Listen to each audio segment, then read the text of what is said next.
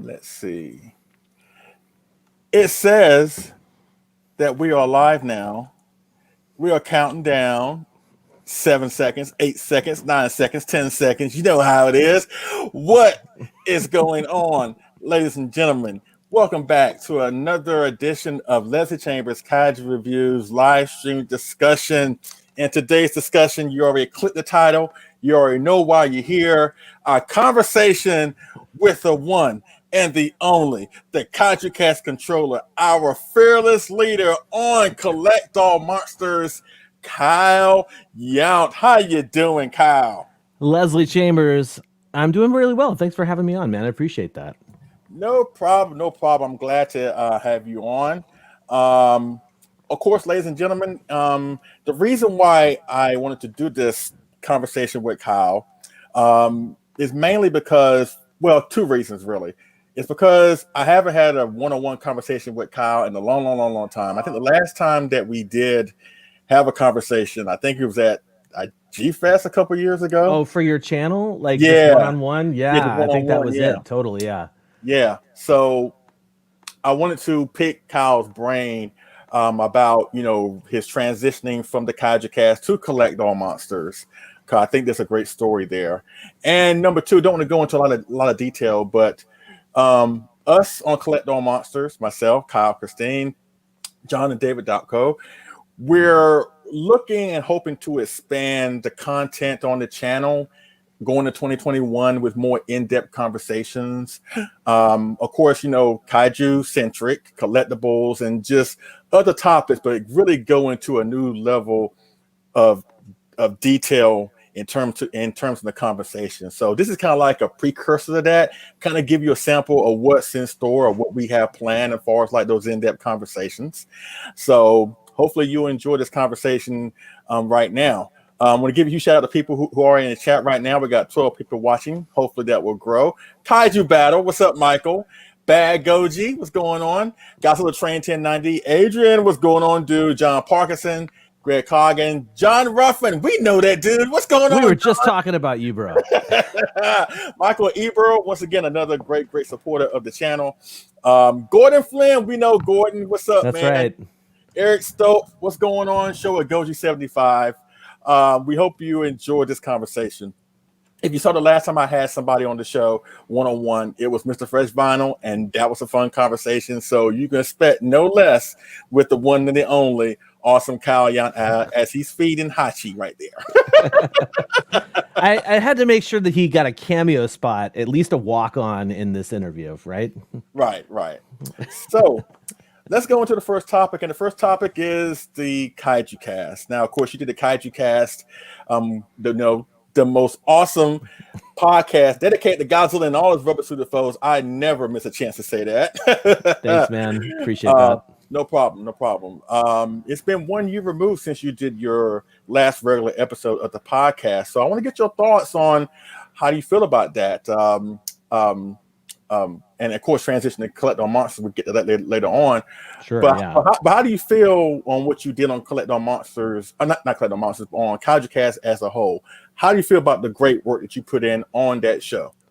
Well, first up, thank you very much for saying it was great. It means a lot to me that anybody would tune in to the Kaiju Cast, not to mention just that we would have so many people listening like towards the end of the show. And I had so many people asking me that year that I said, this is the last year of the podcast. So many people were like, why are you closing this down? And, to be honest, I think I said this a lot before, but if people don't already know this, there were no podcasts about Godzilla when I started, and there were very few podcasts sort of to begin with. And then as the show kept going and as more people hopped onto the podcast train, more and more podcasts showed up, and there were times where I was like, oh, you know what I think I should do in the next iteration of the Kaiju Cast? Maybe I should do this. And then it was almost like somebody came up with a podcast that did that. And I was like, you know what this is telling me? This is telling me that if I need a good time to bow out and change my direction, which if anybody creative is watching out there, I totally feel that doing videos and producing stuff like I try and do, that's creative work. And I think people who create specifically would probably understand that you don't necessarily want to do the same thing all the time, right? So I Right, could have right. continued being the podcast guy, but there were a couple of issues I had with that. Number one, the format was audio only, for the most part. And then that was, we're talking about a visual medium, right? And especially on some of the later episodes, man, I'm just going right into it. Especially on some of the later episodes when I went into the sort of double Daikaiju rediscussions, where I would say, we talked about this back in, 2012, and now I'm going to Mhm. talk about this movie again.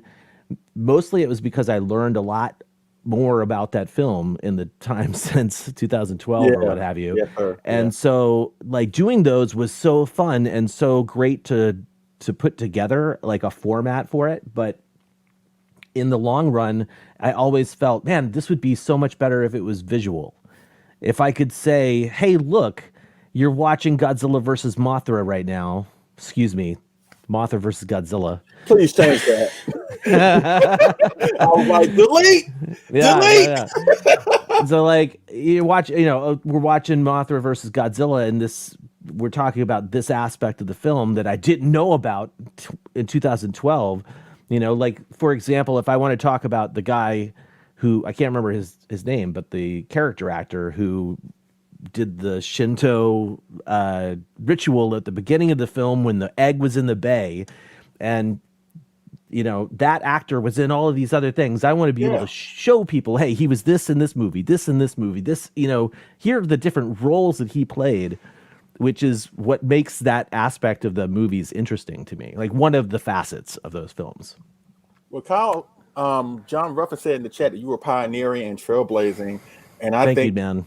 that's a very appropriate way to describe it. Because when I came across your show and started listening to these episodes, I've never heard such a more sophisticated and really mature way y'all would talk about these films. Because mostly in general, for people who don't understand about Godzilla, they will always be very just dismissive with it, talking about, oh, they're just cheesy, goofy, Hmm. rubber suited, just knockoff B movie films.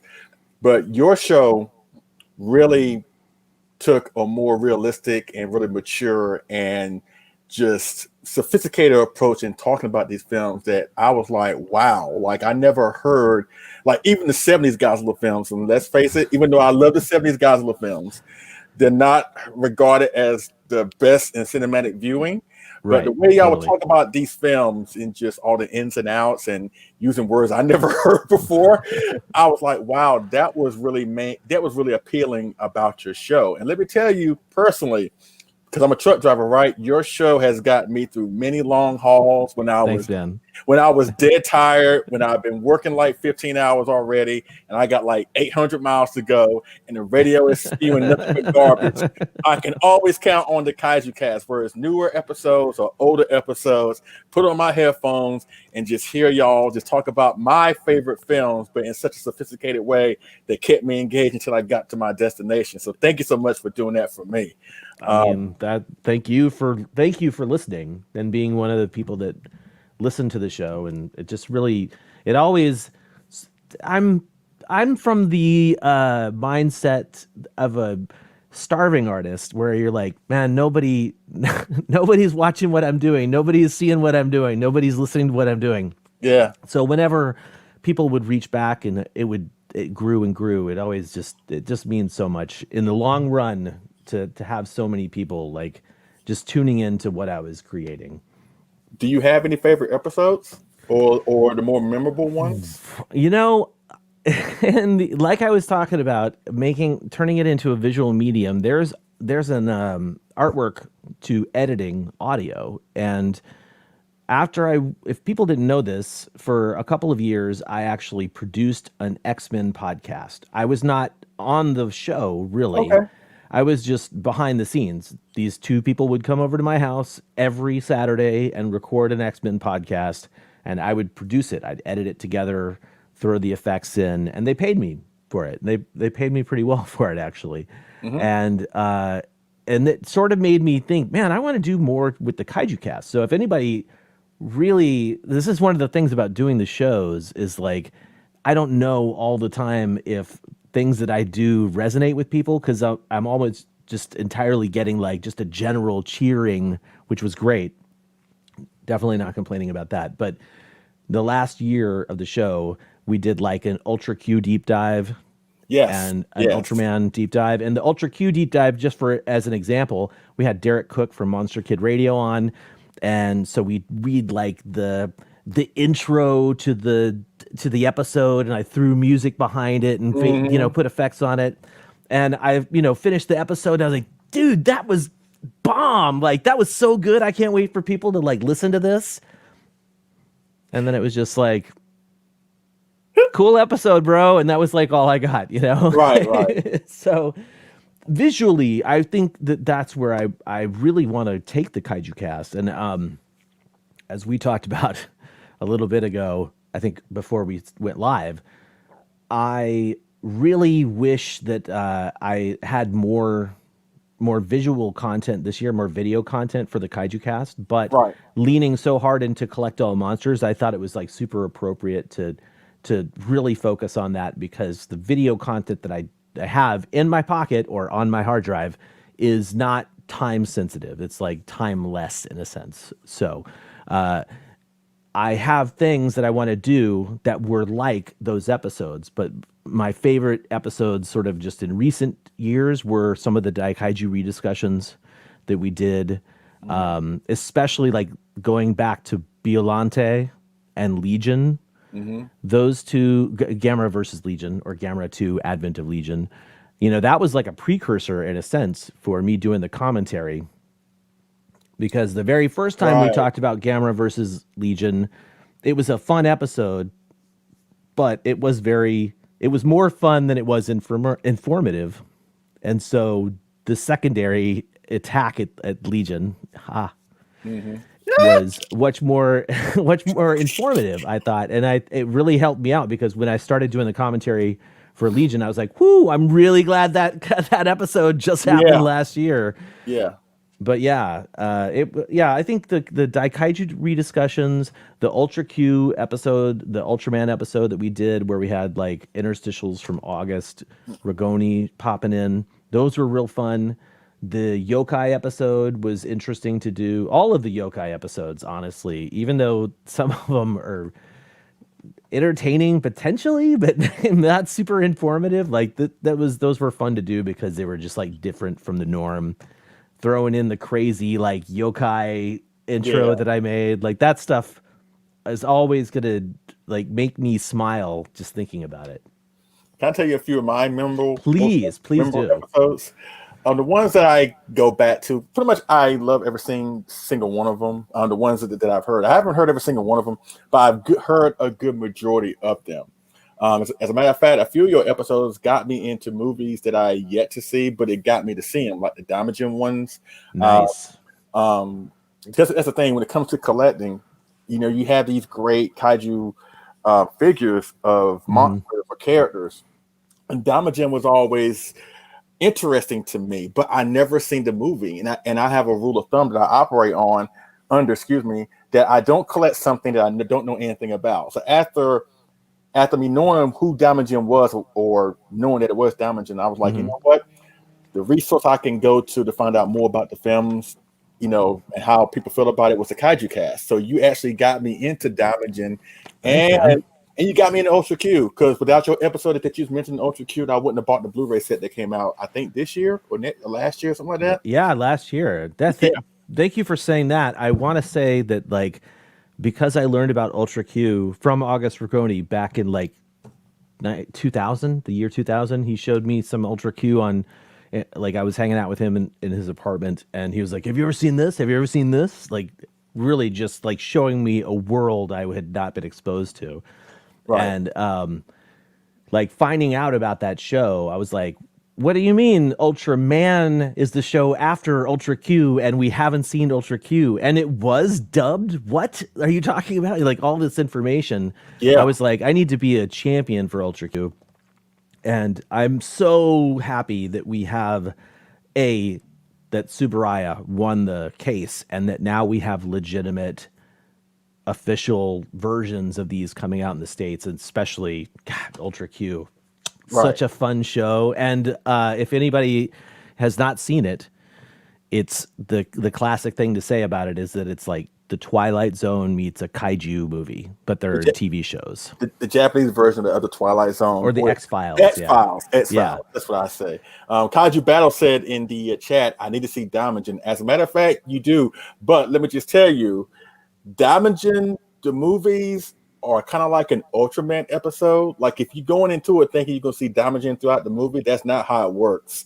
They Basically, follow a formula. yeah, Absolutely. Yeah. basically you get like a great, human story, but Damagen doesn't really appear until like the final act of the film. And then after that, the film is over.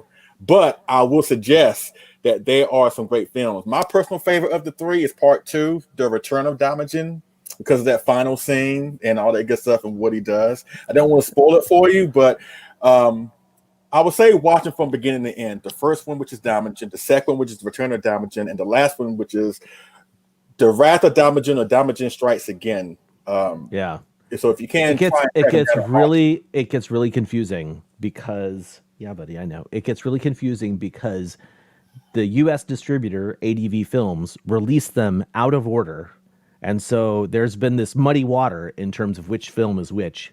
Obviously the first one is it's obvious, Daimajin, right? Mm-hmm. The second one is the lake and the third one is the mountain with the kids.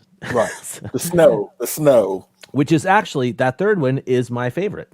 The third was your favorite. Okay, I great. really, first up, kid actors generally drive me a little crazy, but with the Yeah. exception of like the youngest kid, Suki Bo, with the exception of him, the kids are pretty good. And there's some real good, there's some fantastic like kids one-upping adults that they do in the Gamera series, but it's done in the Daimajin movie. I love it actually. And it's not chintzy like the Gamera series can be. It's actually super, super well done, in my opinion. Right. Before because I didn't list my favorite episodes from your show. Oh, Let yeah. me just give you a shout out to Liam Foley. Helmy's in there. What's going on, Helmy? What up? What's up? What up? Greg Coggin. If I didn't say your name earlier, I'm sorry. Oh, what's up, Sorry. Greg? Greg's local. Okay, cool. But my favorite episodes are the ones that stick out to me, and the ones I go back to more so, honestly. I loved your Shin Godzilla one. And look, don't fret. There was like 3 hours. Like I said, that one alone got me through many a long haul. So I appreciate that. I think that's one of your most well put together episodes, Shin Thank Godzilla, you. as well as the contribution that John Ruffin did towards the end of it was priceless in my opinion. Great episode. Thank you. The And terror. thank you, John, who's watching for that. That was definitely, as soon as I heard his take on it back in the day, I was like, you need to tell me about this and share this. So, yeah, After that was watching fun. Shin Godzilla for the first time, I like a lot of other Godzilla fans did not know what to make of it Yeah. unless you one of the ones that straight up hated it out of the gate. I wasn't like that. I wanted to give the benefit of the doubt, but my wife and I went to go see it, and it's like normally after we see a movie, we always come out of the movie theater talking about it, but we were just in silence. And we went to Red Lobster, and normally we have a conversation over dinner, and we just sat there in silence. And then the cheddar bay, Processing. and then the cheddar, Yeah. and then the cheddar bay biscuits came in. It's like I think we were both looking at each other, talking about, okay, who gonna break the ice here? And my wife was like, what do we just see? What do we just see? And me being more of a Godzilla fan than her, she's a Godzilla fan. Don't get me wrong, but I'm a little bit more into it.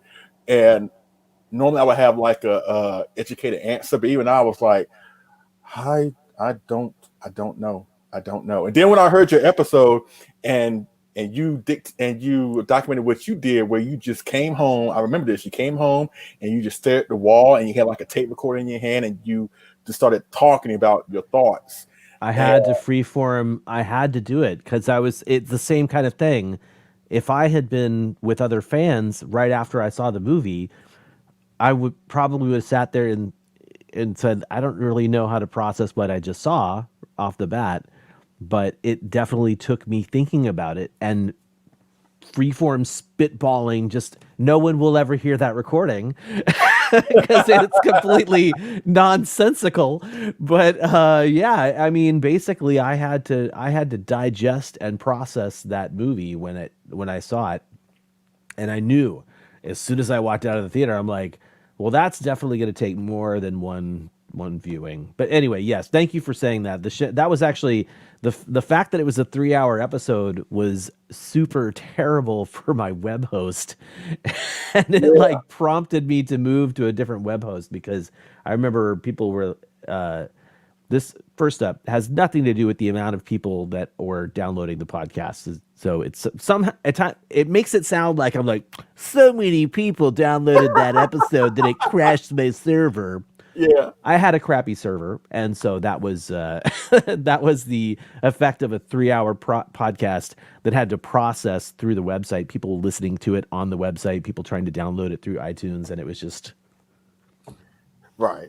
yeah. And No, I moved. John asked if they wanted me to move my site. No, I moved my site because the service that I was paying for was not enough. I basically I went for the cheapy route, and I needed to bump it up to the next level, so I moved it to a different host. And I know these people now. It's all good, even though the Kaiju Cast isn't really doing much as a website right this second.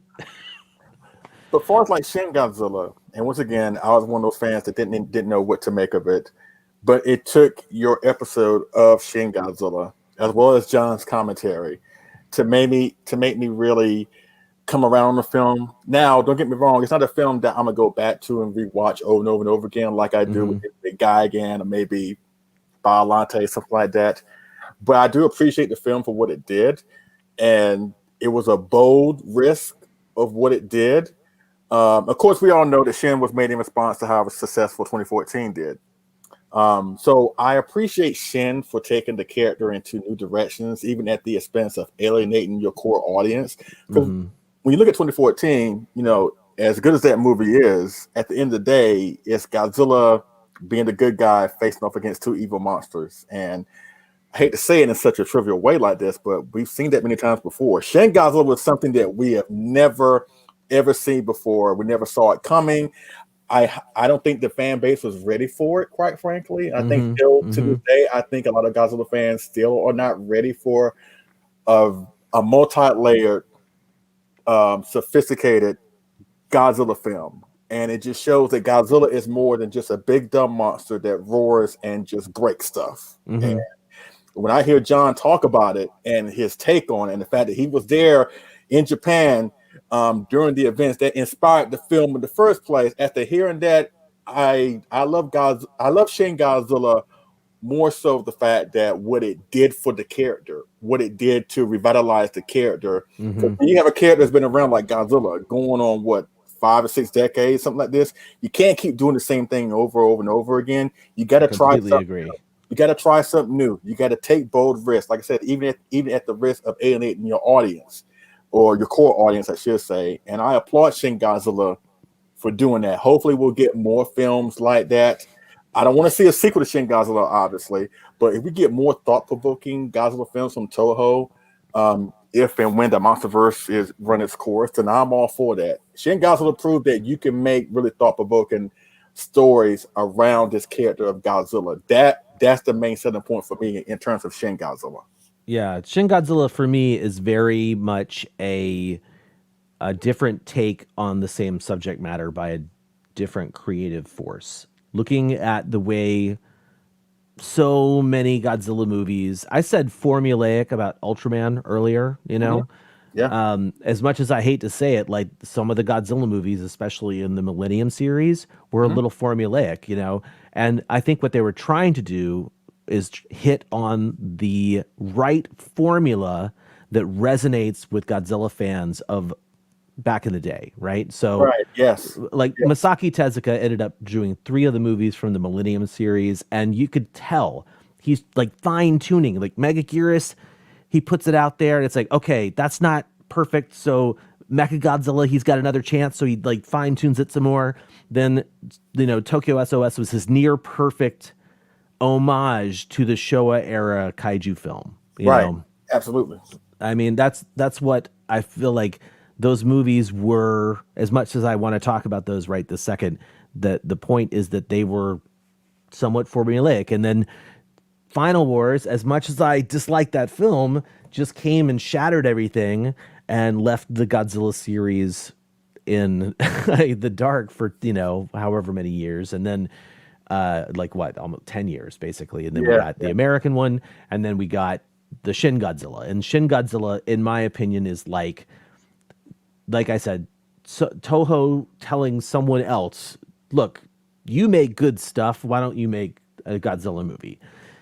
I don't know any of the details behind the conversations between Hideaki Anno and Toho, and I would love to know what kind of creative control Toho exerted over Shin Godzilla, because I talk a lot about how GMK, Godzilla, Mothra, King Ghidorah, Giant Monsters All Out Attack, had to use King Ghidorah and Mothra instead of Angulus and Varan, and there's a whole big thing behind that that's even beyond what I just sort of tap on there, about Toho requiring people to use Godzilla and Mothra. And I'm just kind of wondering, it seemed like they told the Final Wars director, Ryuhei Kitamura, they were like, do whatever you want, the sky's the limit, sort of, I guess.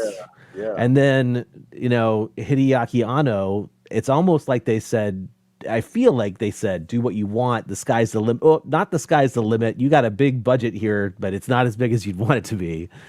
And I would love to know that, because as we go forward in time, I want to see more Godzilla movies, but I don't want to see the same tired stuff over and over again. Exactly. And that was our hope for the Millennium series. And it kind of did it to a certain extent, but it didn't reach the potential that it could have when you have a director doing a singular vision of what a Godzilla film should be, Right. Totally.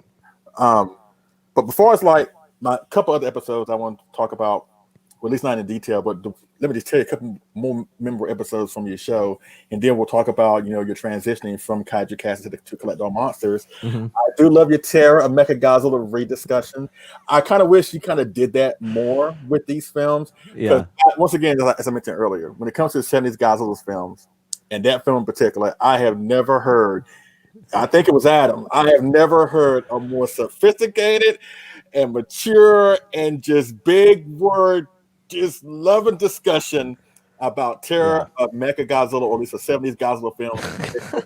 And that is Adam, that's because Adam is really smart.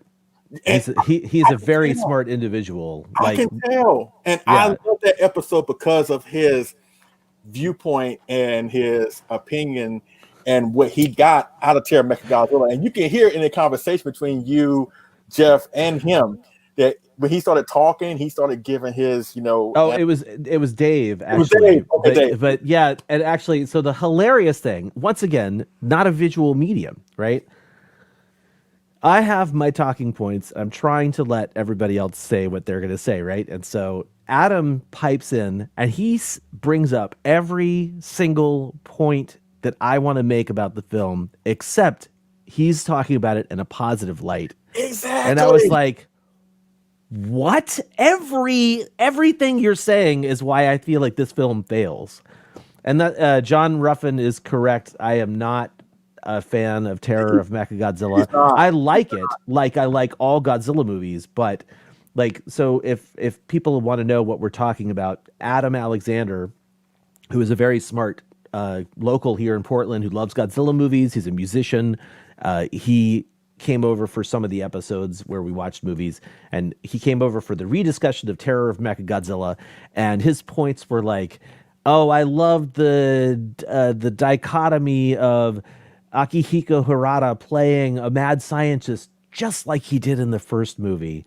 And Akira, the people coming back to work on it, just like they did in the first movie, and like making all these references. And I'm like, no, that's why I hate this movie. Like Akihiko Harada plays like an insane mad scientist in Terror of Mechagodzilla, like he stepped out of a freaking cartoon. And in the 54 Godzilla, he's much more believable. And like that, when he said all that stuff, I was like, my head would have been like, no, the whole time he's talking, but it's an audio podcast and I'm letting him talk. So I thought that was hilarious. You can hear it in the episode. Can you? Okay, good. You can hear it in the episode because Adam is like, we're this movie, we're virtually entrenched with the idea of Godzilla simply showing up out of nowhere just to be the good guy and save the earth.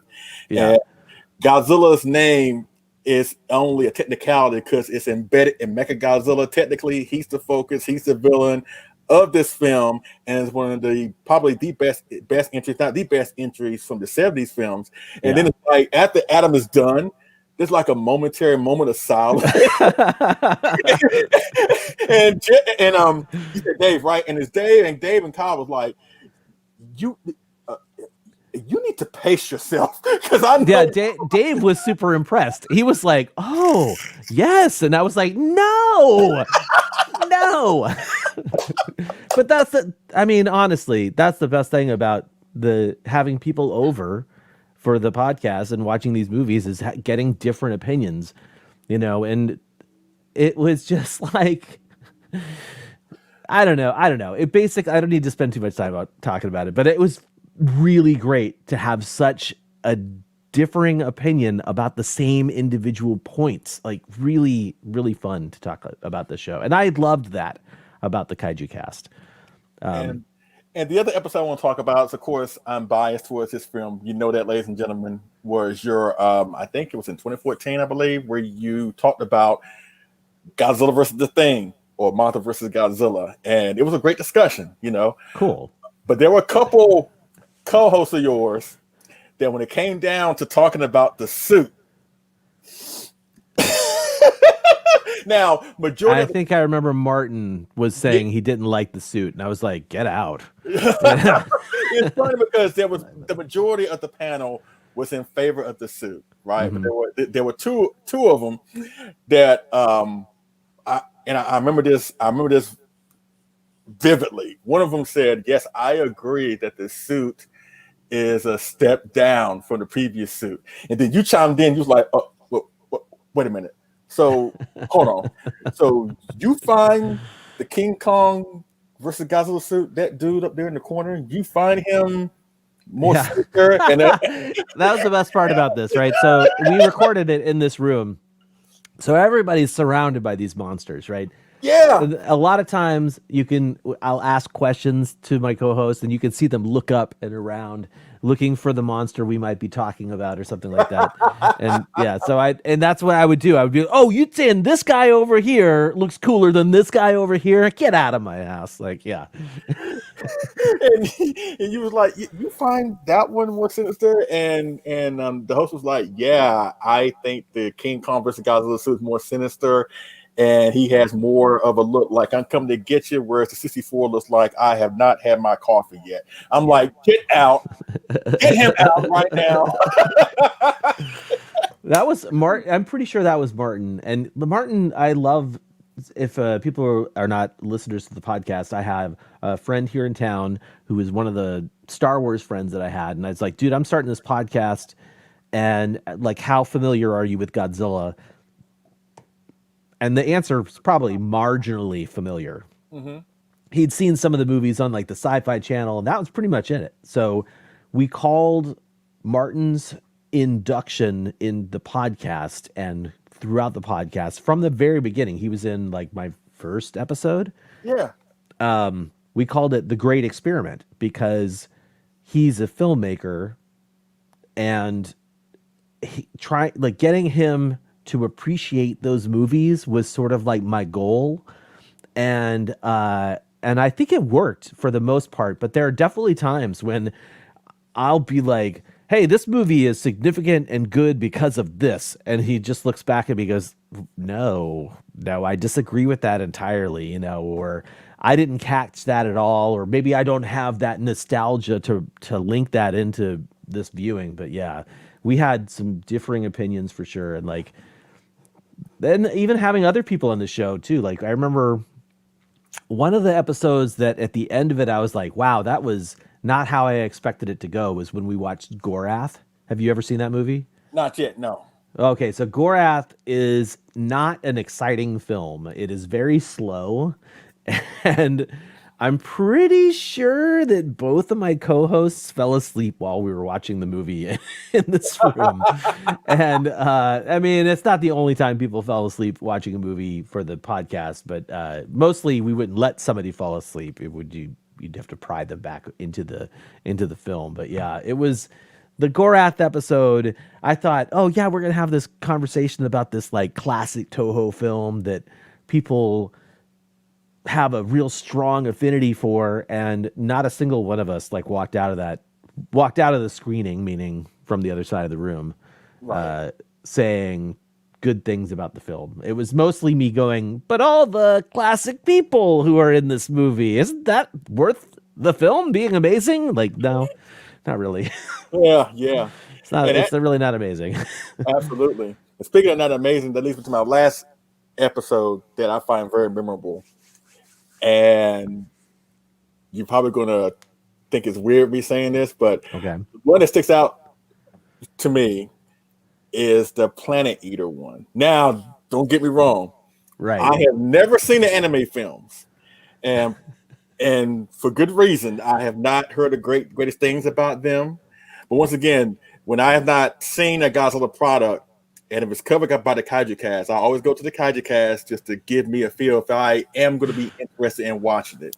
Right. And one thing about Kyle, of course, you know this, ladies and gentlemen, if you're familiar with him, he's one of the most joyous, bubbly, overly positive people that you will ever meet. You know, I have been knowing him for the past 3 or 4 years, 5 years. I have never seen him mad. I'm sure he does get mad, don't get me wrong, because he's human just like everybody else. But I have never seen him mad. He is such a positive person. He's such a warm and inviting person. His voice just, he's just friendly. Like, he is so friendly, he could probably tell you to go to hell and make you look forward to the trip. That's how he can tell you, Leslie, you know what? I want you to go to hell. Like, really? I can't wait to go. I can't wait to see what this place is like. Hell. But anyways, the Planet Eater. I have not seen the anime films, and I knew if I was going to watch it, I'm going to at least listen to the Kaiju Cast to hear what they have to say. And I didn't hear anything about the first film, nor the second one. But since I'm a huge King Ghidorah fan, I'm like, you know what? I'm going to listen to the Planet Eater one. And it was Kyle and Gretchen, and just like Kyle, Gretchen is an overly positive person too. But even they, during that episode, they tried their best. But they both sounded like that both of their homes were going into foreclosure. They sounded so defeated. I felt so bad. I want to book a flight to Portland so I can give Kyle a hug. That trilogy, dude, I tell you, I really, as someone who does not read science fiction, right? Like, I'm not a sci-fi. My science fiction to lay out the baseline is Star Wars. You know, Right. and I know that for hardcore sci-fi people, that doesn't jive, right? So I'm not into the hard sci-fi. So those movies were basically like deconstructing the Godzilla mythos and turning it into a hard sci-fi animated series that was then sort of canceled as a series and turned into a trilogy. And like David uses a term, David Dopko, our co-host, he uses a term when talking about a lot of movies that don't end up sitting well with him. It's like missed opportunities, right? Absolutely. Oh my God, the anime trilogy seemed like a missed opportunity because maybe this was the only time I felt like the entirety of the Godzilla fandom was like, ooh, we're going to get an animated Godzilla, and everybody was excited about it because what can you do? Why would you do something in animation? to do things you can't do in live action, right? Mhm. That's Yeah, yeah. what I would do if I were making an anime series. So I was really hoping that that's what we were going to get. And of course, I guess we kind of did get that. But man, oh man, it was 1000% not the way I wanted it to go at all. Right. The first movie, Planet of the Monsters, where? Right? Like, oh, you Right. didn't see the movie. Don't worry about it. Yeah, we don't even need to talk about it. First movie, disappointing. Second movie, disappointing. Third movie, strangely intriguing, but overall, very disappointing. And yeah, it was a bummer because like Shin Godzilla, I'm all for people coming in, taking what we know and rearranging it so that we don't have the same thing over and over and over again. Create new visions. Exactly. Create new visions, new perspectives, because, you know, my friend Chris Mowry, and I say that like in with all sincerity, Chris Mowry and I have been friends since he was working at IDW as a letterer. And Oh, he totally was like, hey, Kyle, we're going to do a Godzilla series. And that's how I got involved with IDW and getting the information about that Godzilla series. And so Chris Mowry worked for them. Now he works for Toho.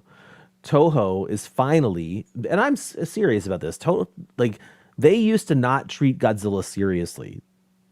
The most serious they would treat Godzilla was like if they thought somebody was making money off their product without, you know, they'd send out cease and desist. So that was like what you heard about Toho.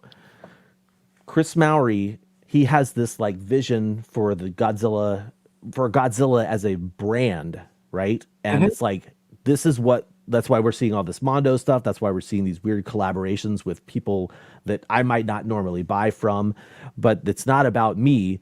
It's because I'm a hardcore fan. He wants to please me, but at the same time, they're trying to expand Godzilla, so they're really reaching out and changing who they're marketing to. Now that's a brand thing.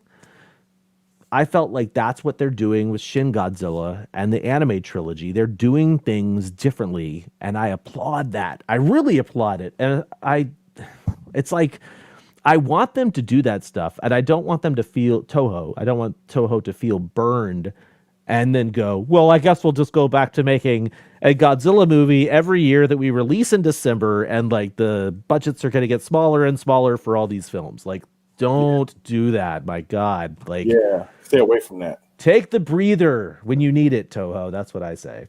Absolutely.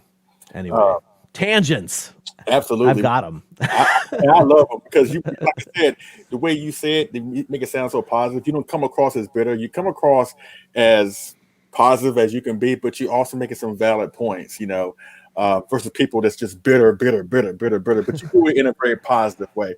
I think you missed your calling when you could have been a self-help guru or motivational speaker. Oh, man. You can get a lot of good.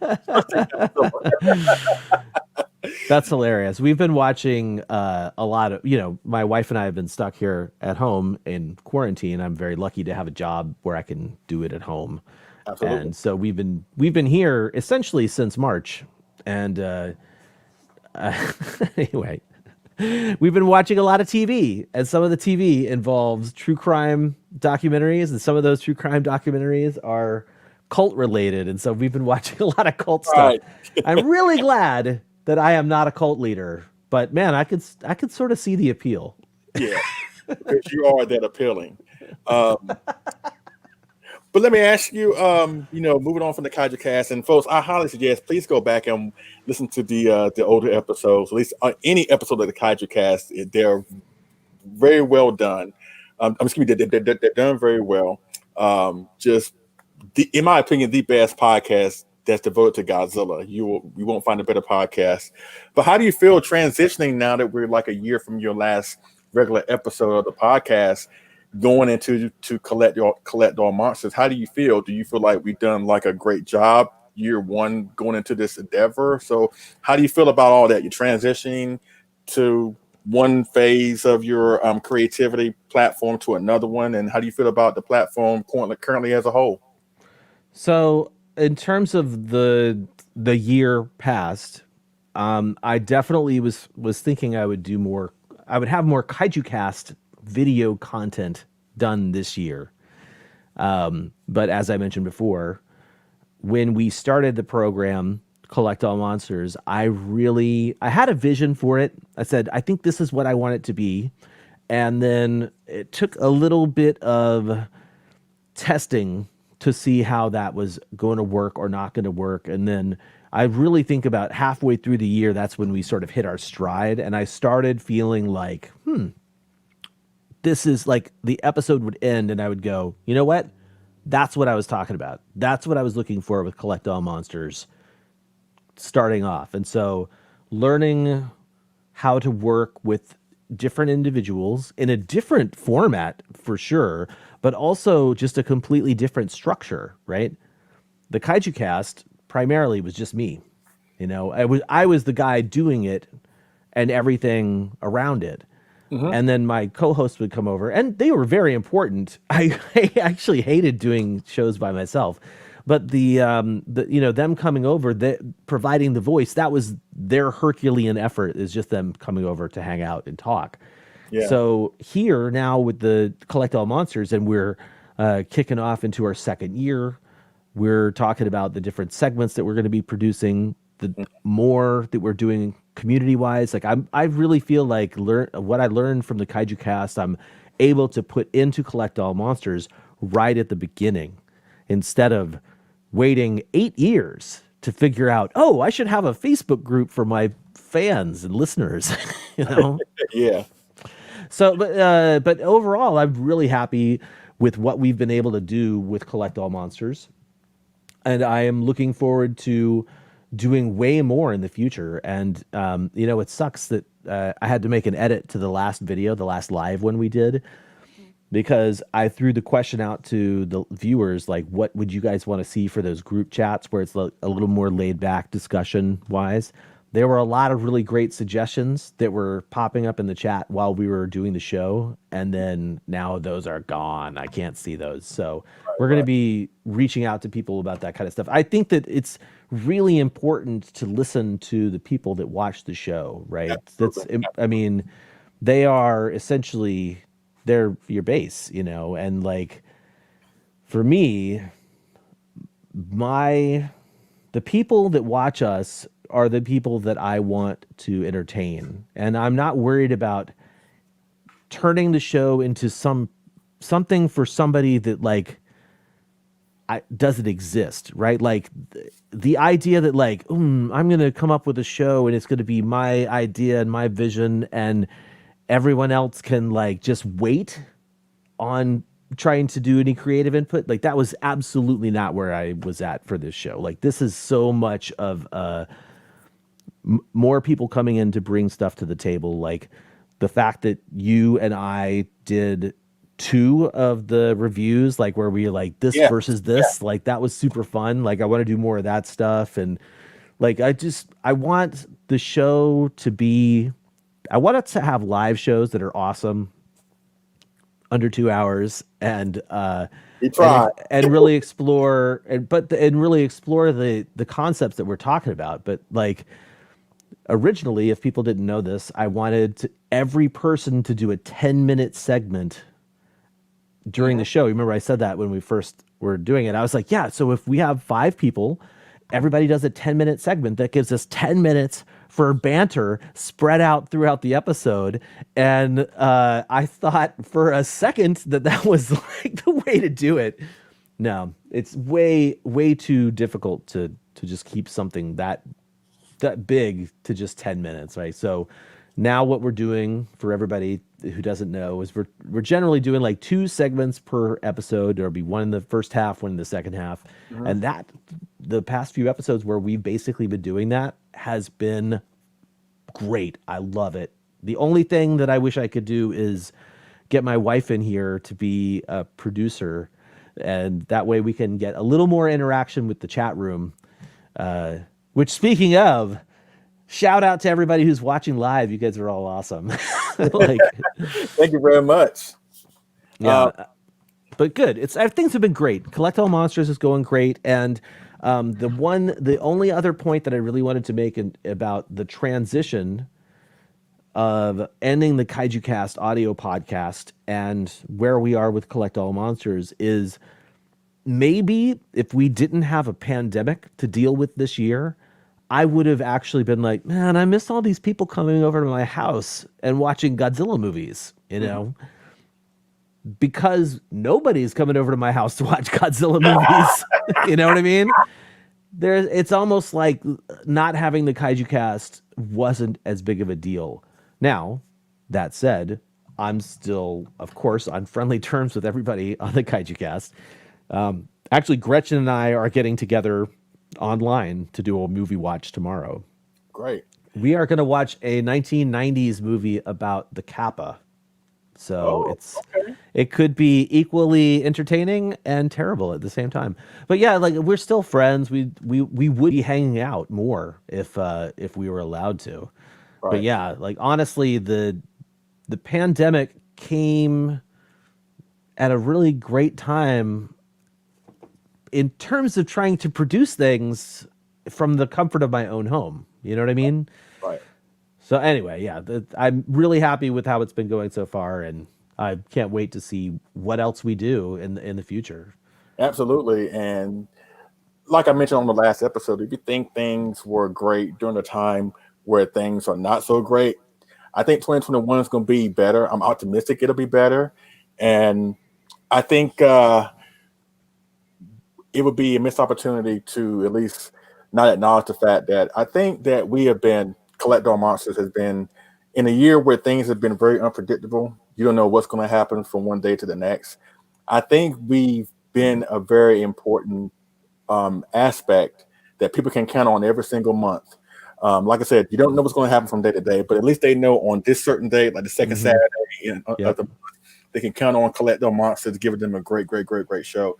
So I want to thank everybody that supported the show from day one, been there for us. Absolutely. Great, great commentaries amongst yourselves during the shows and giving us great feedback and whatever, just being very supportive of all 5 of us. You know, it's not just our show, it's your show too. So thank you so much for being just great, great, great, great, awesome people. Now, with that being said, will you have plans to bring back the Kaiju Cast every now and then, like a one-off show, like bring your past co-host together for like a Zoom? Yeah, well, technically speaking, we kind of have done that. Okay. We have a Kaiju Cast listener group called the Kaiju Core on Facebook. Okay. And we did a few live streams. Let's see. I think early we had a happy hour, maybe like way back in like March or April. And then later on, I did a drink and draw with me and Sane and Dave, where we were drawing. This is again in the Facebook group. Then we had sort of another non-emergency broadcast where we broadcasted. It was right around the time where we were sort of talking about G-Fest and what it could be this year or wasn't going to be this year.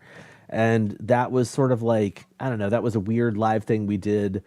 I thought we were going to do more of those, but they just didn't sort of materialize. Right. In the future, I absolutely plan on getting my Kaiju Cast co-hosts a little more involved with the content that I have planned. I definitely want to try doing another discussion.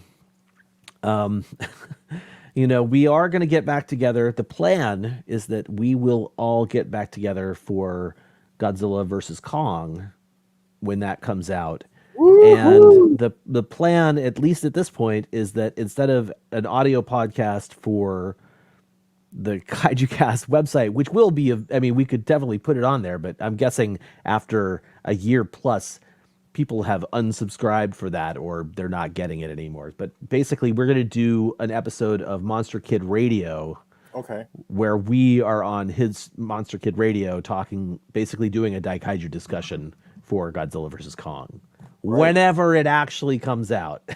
And actually, ladies and gentlemen, we're going to talk about that towards the tail end of the discussion. So stay tuned in the next 30 minutes for that. So thank you so much, Kyle, for answering the question regarding you transition from the Kaiju Cast into Collect All Monster. You talk about great Kaiju Cast content. The fact that we have not seen the last of the Kaiju Cast in terms of getting y'all awesome folks together. So that's great news. That's And great. we had our during Kaiju Con Line earlier this year, we had a Kaiju Cast reunion show that we did. That's right. So That's right. those kinds of things we'll try and do more of in the future. Absolutely. Guess who's here? David Dopko's I here. see. Yeah, Uncle man. Dave. What's up, man? Now before we go into the next topic, of course, I've been knowing Kyle for the past 3 or 4 years. There's a few things I know about the dude. That's like a staple when it comes to him. Of course, his favorite movie is kind of interchangeable between 2 movies. Of course, it's either Monster Zero or it's GMK, depending on what day that you talk to him. True. He loves saying the word totally. That's like a staple for him. Dude, can I say something real quick about that? Please. Okay, so David's watching, right? So David and I friends for many, many years. And David has things that he says, like phrases that he drops online. Quintessential's one of them. And back in the day, like I think it was during our Japan trip, we were talking like about those quintessential phrases for people, like, oh, what's this person saying? What's this person saying? I gotta say, I think someone said rad. I'm like, yeah, I'd say rad a lot. Totally. That's it. That's my word. Totally. See? But then just a few months ago, you said totally, and I was like, oh, he nailed it. That is what I say all the time. And I'm like checking myself. It's like we all have our certain phrases. Like mine is yes, yes, yes. Yours is totally. David is quintessential. Christine is like, totally. Oh. And John is like, bless you, books. I love buying books. Oh man, is this about to turn into a roast? No. I'm not gonna roast anybody, but I'm just going by what I see. And they're awesome. This is for David. Collect All Monsters. And of course, I know your favorite guilty pleasure film, unless it's changed already, is The X from Outer Space. Your favorite non-Godzilla kaiju film is Gamera 2. Gamera 2. The last time we talked, you said you find the most overrated Godzilla film to be 1991's Godzilla vs. King Ghidorah. Has that changed, or is that pretty much the same? Oh man, dude, I still think that one is the most overrated. Yes, 1991's Godzilla vs. King Ghidorah. I like the films, but when people go, "Oh my god, it's so great," I'm like, why? And you know what? When it comes to Mechagodzilla, I think we kind of like on the opposite ends when it comes to certain things. Like I know you love Tokyo SOS, right? I do love Tokyo SOS. Yes, I think it's really. I'm sorry. I'm noticing Godzilla Train 1090 calling out the blasphemy. I get it. No, I love Tokyo SOS. I think overall it's a very well made film. That's the thing. That film puts me to sleep, but I can get that. But I love Terror Mechagodzilla by the truckloads, but you don't. So it's kind of like we have different opinions. Oh my god, opinions? Yeah. And you know what? We're still having a great conversation. That's right. That other Godzilla fans, y'all can do the same thing. And one last thing I know about Kyle that he's a huge fan of. That's right. Chang. So let me ask you this. What is your fascination with the black cyborg space chicken? What is it about Gigan? Now, this is the thing. You say Gigan, I say Gigan. So it depends on how you look at it. But what is your pronunciations of kaiju names, right? That's it's a topic we could have all to ourselves for at least a 10-minute segment on the Collect All Monsters. I say Gigan. But I say Gigan. Gigan. Yeah. Okay. So my tendency is to let me quickly say my tendency is to emphasize the first syllable as opposed to the second syllable. I think honestly, people say Ghidorah, and it like drives me nuts. It's actually it's supposed to all be even, generally speaking. Ghidorah. It's like you don't really emphasize one over the other. But I've been.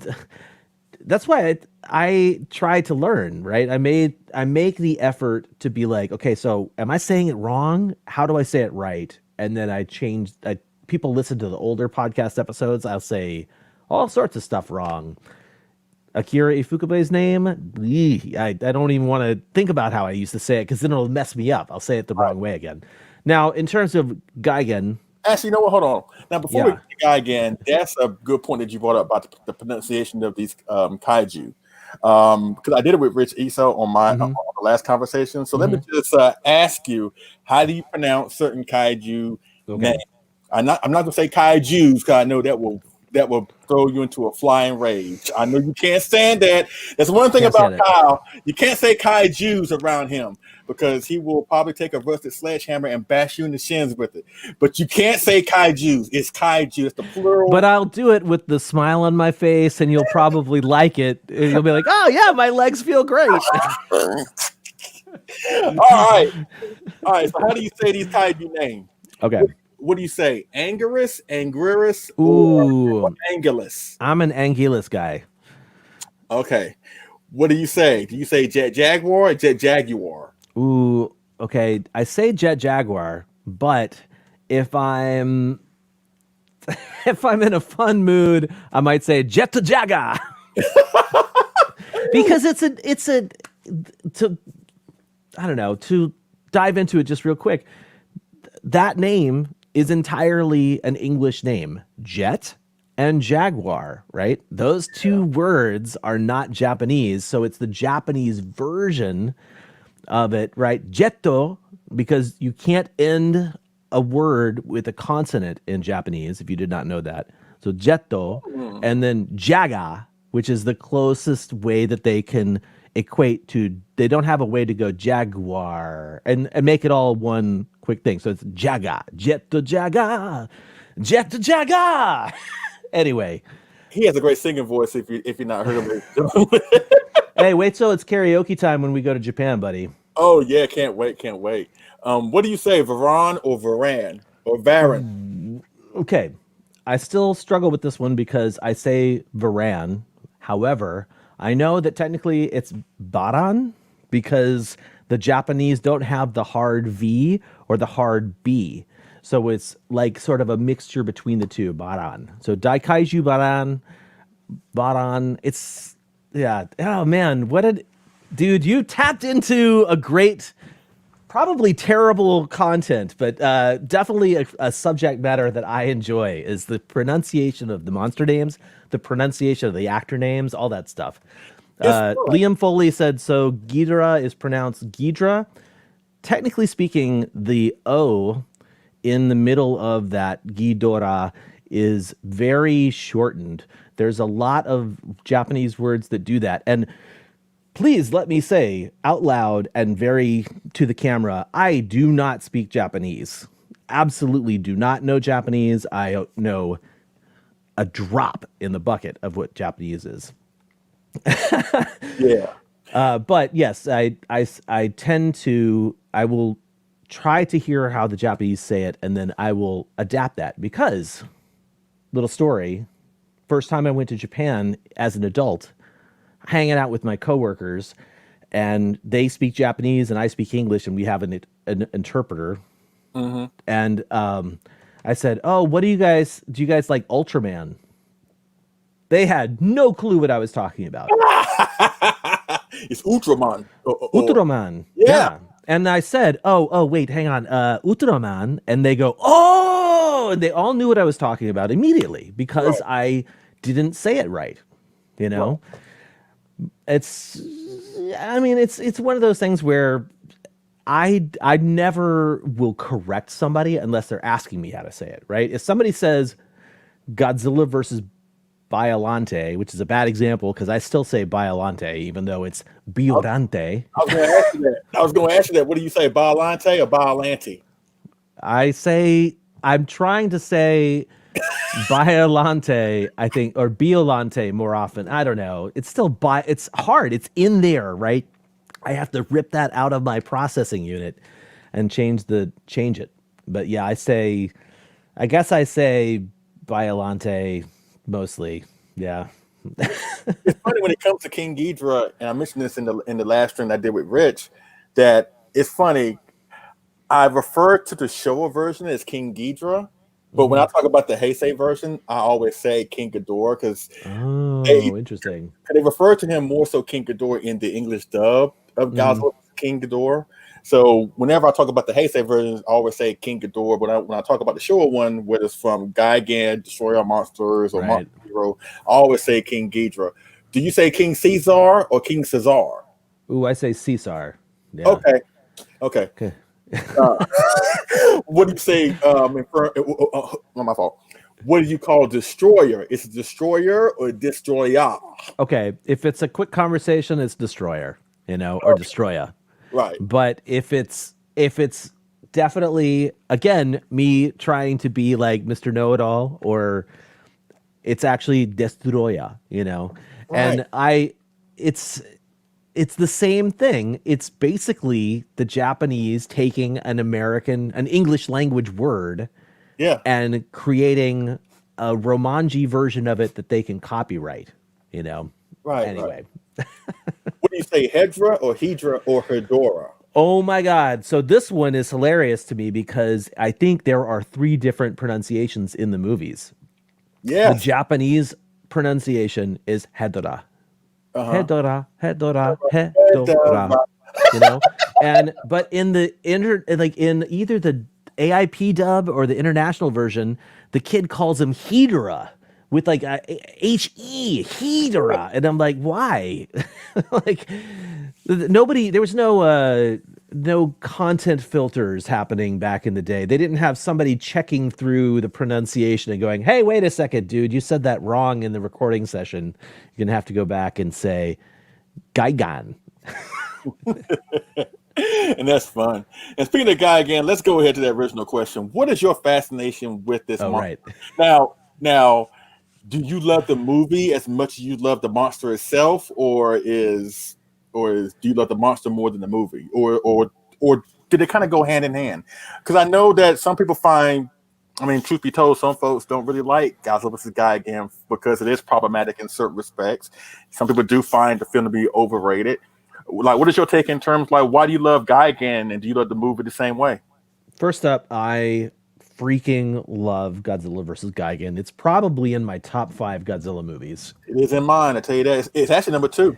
I mean, basically, Gigan, similar to Monster Zero, has multiple monsters, alien invasion, and cool settings, right? Not to mention interesting characters. Like Godzilla movies from the 70s, they had interesting characters.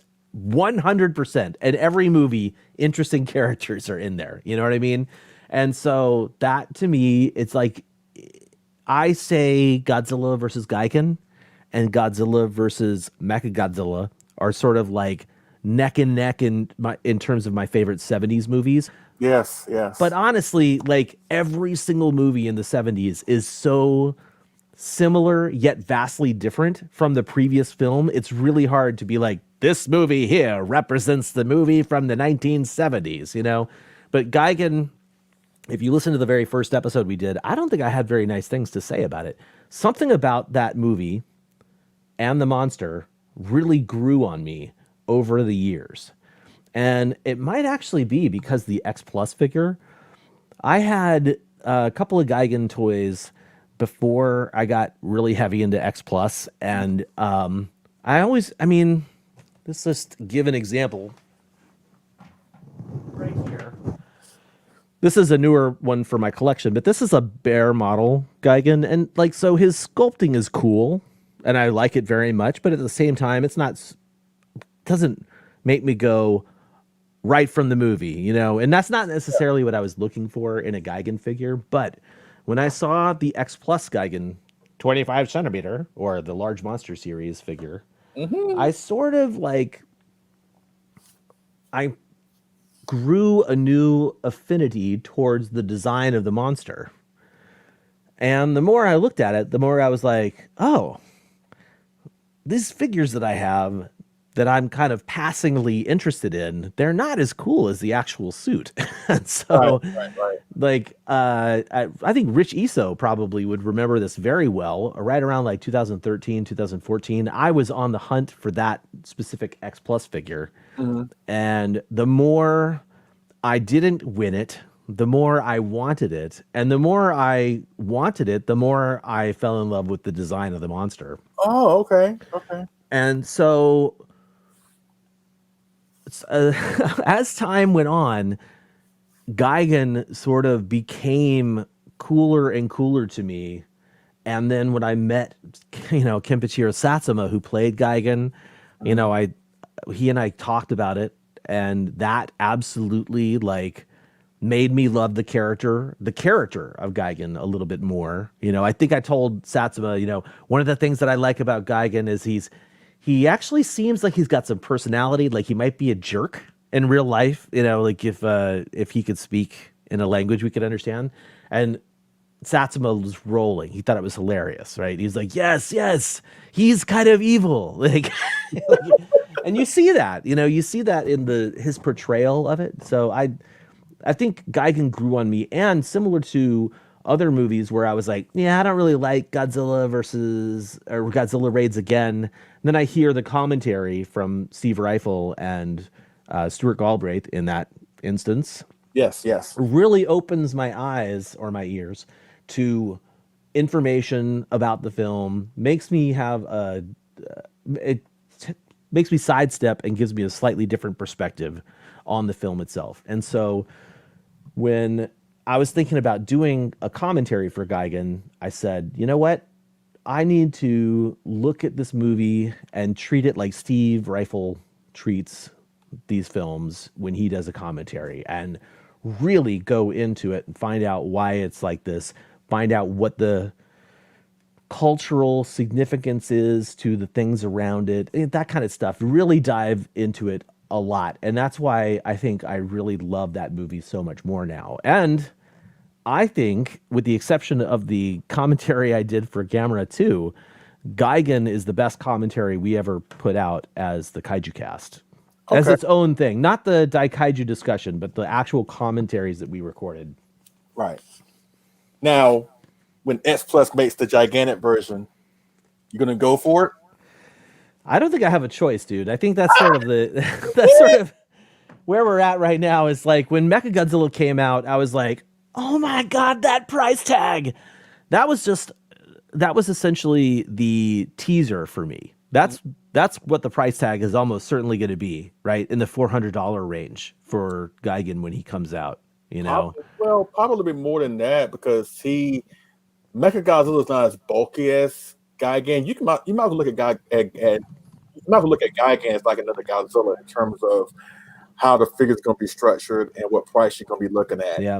Because This is one of the things I eventually we're going to get into for Collect All Monsters, is talking with these distributors, talking with these manufacturers about like what kind of decisions they make on how they're going to make the product, Mhm. the quantities they make, how large it can be. Like when G Okamoto from X Plus was telling me about the production of their first Shin Godzilla figure, I was fascinated. And he didn't tell me very much, but basically, like, he was like, "Oh, we had to redo the tail because it's too long." And I'm like, "Oh, is it Toho didn't like it being too long?" And he's like, "No, it was actually too long for production. Like having the tail that long would have actually increased the size of the box, increased the size of the amount for shipping. So the Yeah, ramifications of decisions made by these toy makers, like I want to dive into that. I think it's fascinating kind of stuff for the collectible industry. it is very fascinating. And so, but Gigan, right? So if we know that we hopefully are going to see Gigan coming out this year, fingers crossed. Hopefully, Winter But Wonderland. quantities, right? That's the other thing, is like if you make a gigantic Godzilla figure, you'll be able to sell more of those than a gigantic Gigan figure. So it makes more sense that Gigan might be more expensive, even though my wallet just cries thinking about how expensive that figure is going to be. I suggest going through Awesome Collector because he does offer payment plans, and he is like Hobby Search. When if you really early getting in your pre-order, you'll be one of the first ones to get it in terms Mm-hmm. of shipping, whatever. I highly suggest that you try Awesome Collector in case you don't want to pay up front through the Rick site. Mm-hmm. Yeah, I will have to see when it comes out. I mean, first up, when Gigan comes out in gigantic form, we'll hopefully have this EMS nightmare long behind us, and we won't have any problems with shipping. Yeah, hopefully.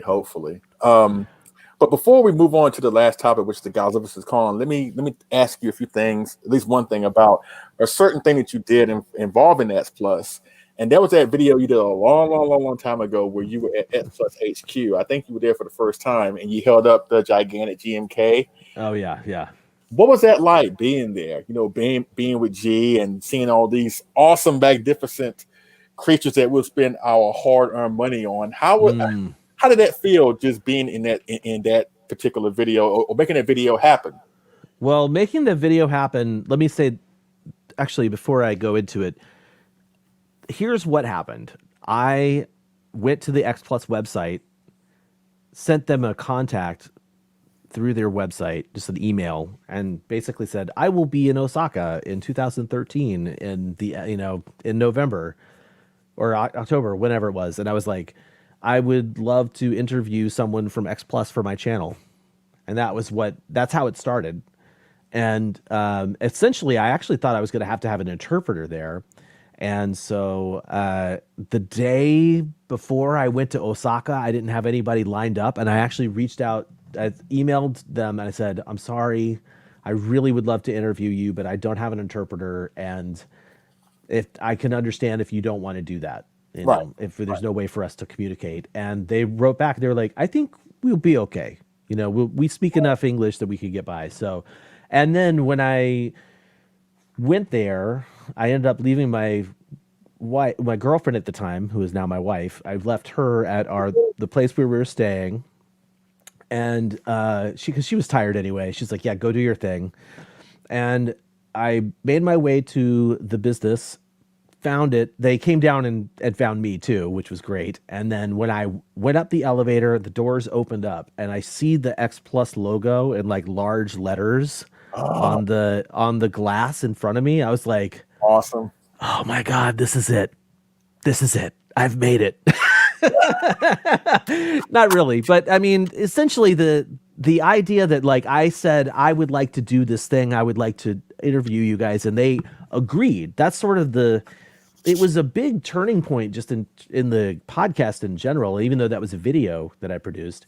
Yeah. And like they had a bank meeting happening in their showroom, and they're like, we're very sorry we can't film this interview in the showroom, which is where you've seen pictures of people like us, like Yeah. standing in front of all the X Plus collectibles that they've ever made, which is not entirely true, but this a huge wall of stuff. And so they were like, oh, we can't interview in there. So they set me up in a conference room, and that's when they're just bringing in figure after figure after figure, stuff I'd never seen before, stuff that like they had the Gamera 2 30-centimeter figure that was covered in Legion soldiers. And I was like, whoa, oh my God, like this is crazy. And then that's when Matsubara brings in the gigantic GMK figure, and I was like, excuse me, can I hold this? Would you take a picture of me with this? And it was so fast. I think I told you or mentioned it on the gigantic chat about it, but like I was like, can you take a picture of me doing this? And I immediately was like, emailed it to John Stanowski super fast. I'm like, dude, look at this. It was thrilling to be able to hold that, to answer that question. Being in the office was thrilling and exhilarating in the fact that I'm like, I don't want to screw this up. This is like one of the first professional interviews that I've done, and I don't want to have a snafu happen. I've had those happen before. One time I was like at a comic book convention and I was supposed to interview the writer behind Godzilla, Gangsters, and Goliaths. And he was like, sure, man. Yeah, come on by the booth. And I came by the booth and I started the interview. And then my recorder died. And I was like, the batteries are dead and that's not okay. I'm sorry. I thought the batteries were good. And he's like, no problem. Just come back tomorrow, which was really awesome of him. But yeah, those little snafus that happen every once in a while, the little gremlins that get into your equipment. I was really afraid that I was going to go to X Plus, get set up, and then not have good content or not have a good experience and not have good anything. You know, something was going to go wrong. I'm a positive person, but I also have that whole thing where I'm like, anything can go wrong at any time, and I need to be mildly prepared for some terrible things to go wrong. Right, yeah. But the worst part about it was that I had to set up through 2 or 3 different cameras to like capture everything, and it was a little chaotic. And then right as I'm like getting everything ready to go, the president of X Plus steps into the room and starts chatting with me. And this is not G. G is not the president of X Plus. G is basically in charge of the monster stuff because, you know, X Plus does a lot more than that. Anyway, his name is John, but he's Japanese. And like, it was just one of those things where I was like, wow, this guy he's up here and I'm like down here. And he was like asking me essentially like, how can we do business with you? And when he found out that I was like, oh, I'm not a person that you're doing business with, he was like, later, I'm out. And like, Oh, okay. I really respected that actually. It's like he immediately realized, oh, guy is just doing an interview. So Better I you don't need to be in here. better you than me, because had that been me, like, so am I here to do business with you? I'm like, no, not really. I'm just here doing an interview. Well, I'm out. I'm like, no, there's gonna be many paychecks that's gonna be coming your way. So you might want to come and talk. You might want to come and talk to me. Oh yeah. Well, the question that he posed to me was like, I had never had anybody sort of like broach that subject with me in terms of like just trying to get an interview. Like, how is this? Are we going to do something here? I'm like, no. I can't make any money off these videos. So, Right. but yeah, that was how that happened. That's how it sort of came together. It was super thrilling to be there. And I'm very happy that I've had the opportunity to go back to X Plus HQ Absolutely. for several times, actually. Absolutely. I think pretty much every time I've been back to Osaka, I at least get to hang out with them. Trust me, when I eventually go to Japan, or if we have a chance to go to Japan together, and if we plan a trip to go there, I really want to go there and see that.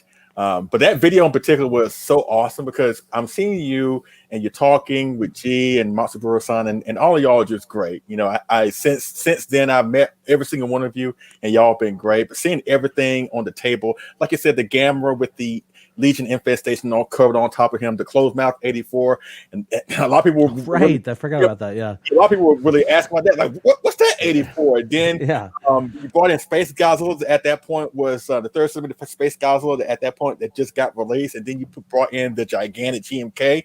And then when G talked about when you asked him, so what is next for the gigantic series, and he said the Burning Godzilla. I'm like, that's it. I'm sold. This is awesome. This is great. I'm on board with the gigantic series. But all that couldn't have happened or wouldn't have happened without your video. So thank you, Kyle. For go back to that video every now and then just to see how everything all began. And I feel the same way now as I watch it I do back then. It was awesome. It was great. Well, thank you very much. That's one of the relationships that I honestly feel so happy that I took a leap like that. You know, there's this part of me in my core that loves that comfort zone, right? Like, oh, I work in this comfort zone and I don't like getting out of that comfort zone. And it's every once in a while I need to break out of that. And that was a good example. I was like, I'm just gonna stab in the dark, email these people. And it was a bit of a process to like get it set up, but honestly, I wouldn't have traded that for anything in the world, because I still am in very, not constant communication with X Plus, but I consider G to be a friend of mine now. We actually hang out. I don't need to ever even ask him what's next on the horizon for X Plus, right? Like it's about hanging out and just like he is a he's a good dude, and like I appreciate good dudes, and like I love that he was personable and he was open to sharing his information, his experiences, and his products with people from the West. And like, if you think about the timing of that interview, I believe it was just before or just at the beginning of the Diamond deal, when Absolutely. Diamond I was remember that. releasing Yeah. X Plus stuff. Yes. Yes. So I also feel really lucky that I sort of like got in there early before somebody else did, to sort of be like that first person that got the interview with those guys. Once again, as I said earlier, pioneering trailblaze. That's what you do, Kyle. That's what you do. Well, thank you for saying that, man. No problem. David is watching still. He brought up that G took us to an awesome soba restaurant in Japan. Totally true. We've been there twice now, Right. and it's fantastic. The last time we went, the first time we went, I think it was G and a couple of people from the X Plus group, and then the last time we went, it was just David and Keith, his husband, and I. Right, so David, Keith, and me, plus G, and then a bunch of people from X Plus and some Kaibutsuya people too. So we had like this whole huge group, and that was fun. That was crazy. Oh, the comments to you. Oh my God. When you say that, oh my God, those gigantic series, magic makers. Oh my God, those people. For sure. So Right? speaking to G, he is awesome. And I met him for the first time last year at G Fest.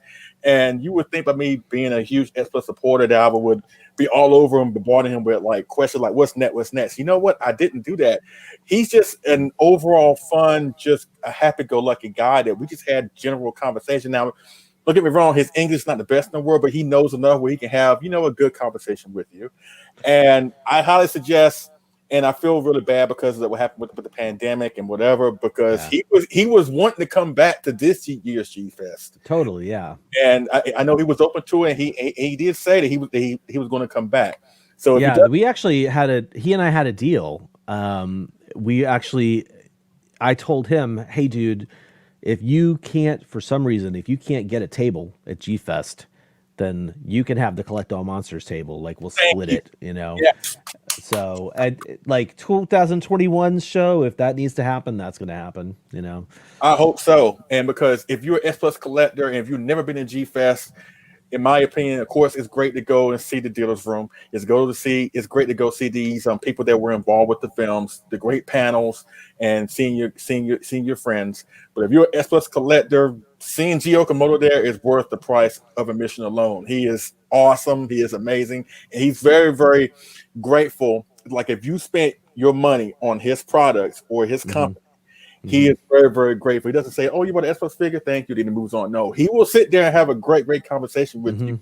Him and Matsuburo-san, they're just great, great, great, great people. And I do hope that they do come back to G Fest next year. For sure. Now, if I may, please, I would love to tell a little story about Matsubara-san. Right? Go for it, dude. Okay, so Osaka. For people who aren't super familiar, Osaka is about a 3-hour bullet train ride from Tokyo, right? So they're not in the same location at all. Osaka is where X Plus HQ is. Tokyo is where I generally go when I go to Japan. Every single trip starts in Tokyo and ends in Tokyo, even if I go out and beyond. When I'm there I'm there in 2014 with David Dopko, and we're there for the filming the Hail to the King 60 Years of Destruction documentary. Awesome. And so I reach out. I say, hey, G, just out of curiosity, are you in Tokyo this week? We're here for 5 days, very short amount of time. And he's like, no, I'm not in Tokyo, but Matsubara works in Tokyo because they have a Tokyo office. And so messaged Matsubara, and I was like, "Do you want to go out, do anything? Maybe like go get drinks, do some karaoke." Matsubara said yes to karaoke, and so David and myself and Brandon Elijah Garza, who was the Tokyo toy fiend back in the day, and he was in the documentary. The three of us went downstairs, met up with Matsubara, and then we went just down the street to a karaoke joint. Where here in the States, a karaoke place is essentially like a large bar or a bar where somebody gets up on stage and sings to the whole bar, right? In Japan, I'm sure they do have those, but mostly I see them as private rooms. And so it's basically you and your three friends there singing songs, ordering food, ordering beer until you're done. And man, we sang we sang a lot. And Matsubara just belted out some of the Ultraman songs. Like it was awesome, dude. It was so much fun. That was good. That's great. Highly suggest it if people go to Japan. And speaking of, there's some chatter in the chat room going on right now. Greg Coggin, who we mentioned earlier, is local here. Greg actually was talking about how he had to postpone his trip to Japan because of COVID. And it's like, ooh, group trip. I would love to organize a group trip. We're going to do, we have, as you know, Leslie, we have some Collect All Monsters specific plans, less for a large group trip and more for the co-hosts. However, what I do want to mention is that like part of doing more with Collect All Monsters, and I'm hoping to eventually start business stuff. And one of the aspects of my business will be travel trips. And so there will be some group trip when it's safe to go, when we know what's happening. The business will kick into gear and we'll start doing some more group trips and all that stuff. If anybody was on some of my other Kaiju Cast trips, all that stuff's going to change. So it'll be completely different. It'll be way more planned out. And, but yeah, it's like, it's a thing, but it's, we're already probably like a couple of years away from there being a group trip for the Collect All Monsters viewers, but we'll see how it all goes. Either way, I'm going and expect big and bigger things on behalf of Collect All Monsters. Yes, yes, yes. Now, let's go with the final topic that we're going to discuss on this awesome chat with Kyle Yount. Thank you so much, everybody, for being here thus far and enjoying the conversation between me and our fearless leader on Collect All Monsters, Kyle Yount. Of course, as I mentioned earlier, and Hachi too. And Hachi, yes.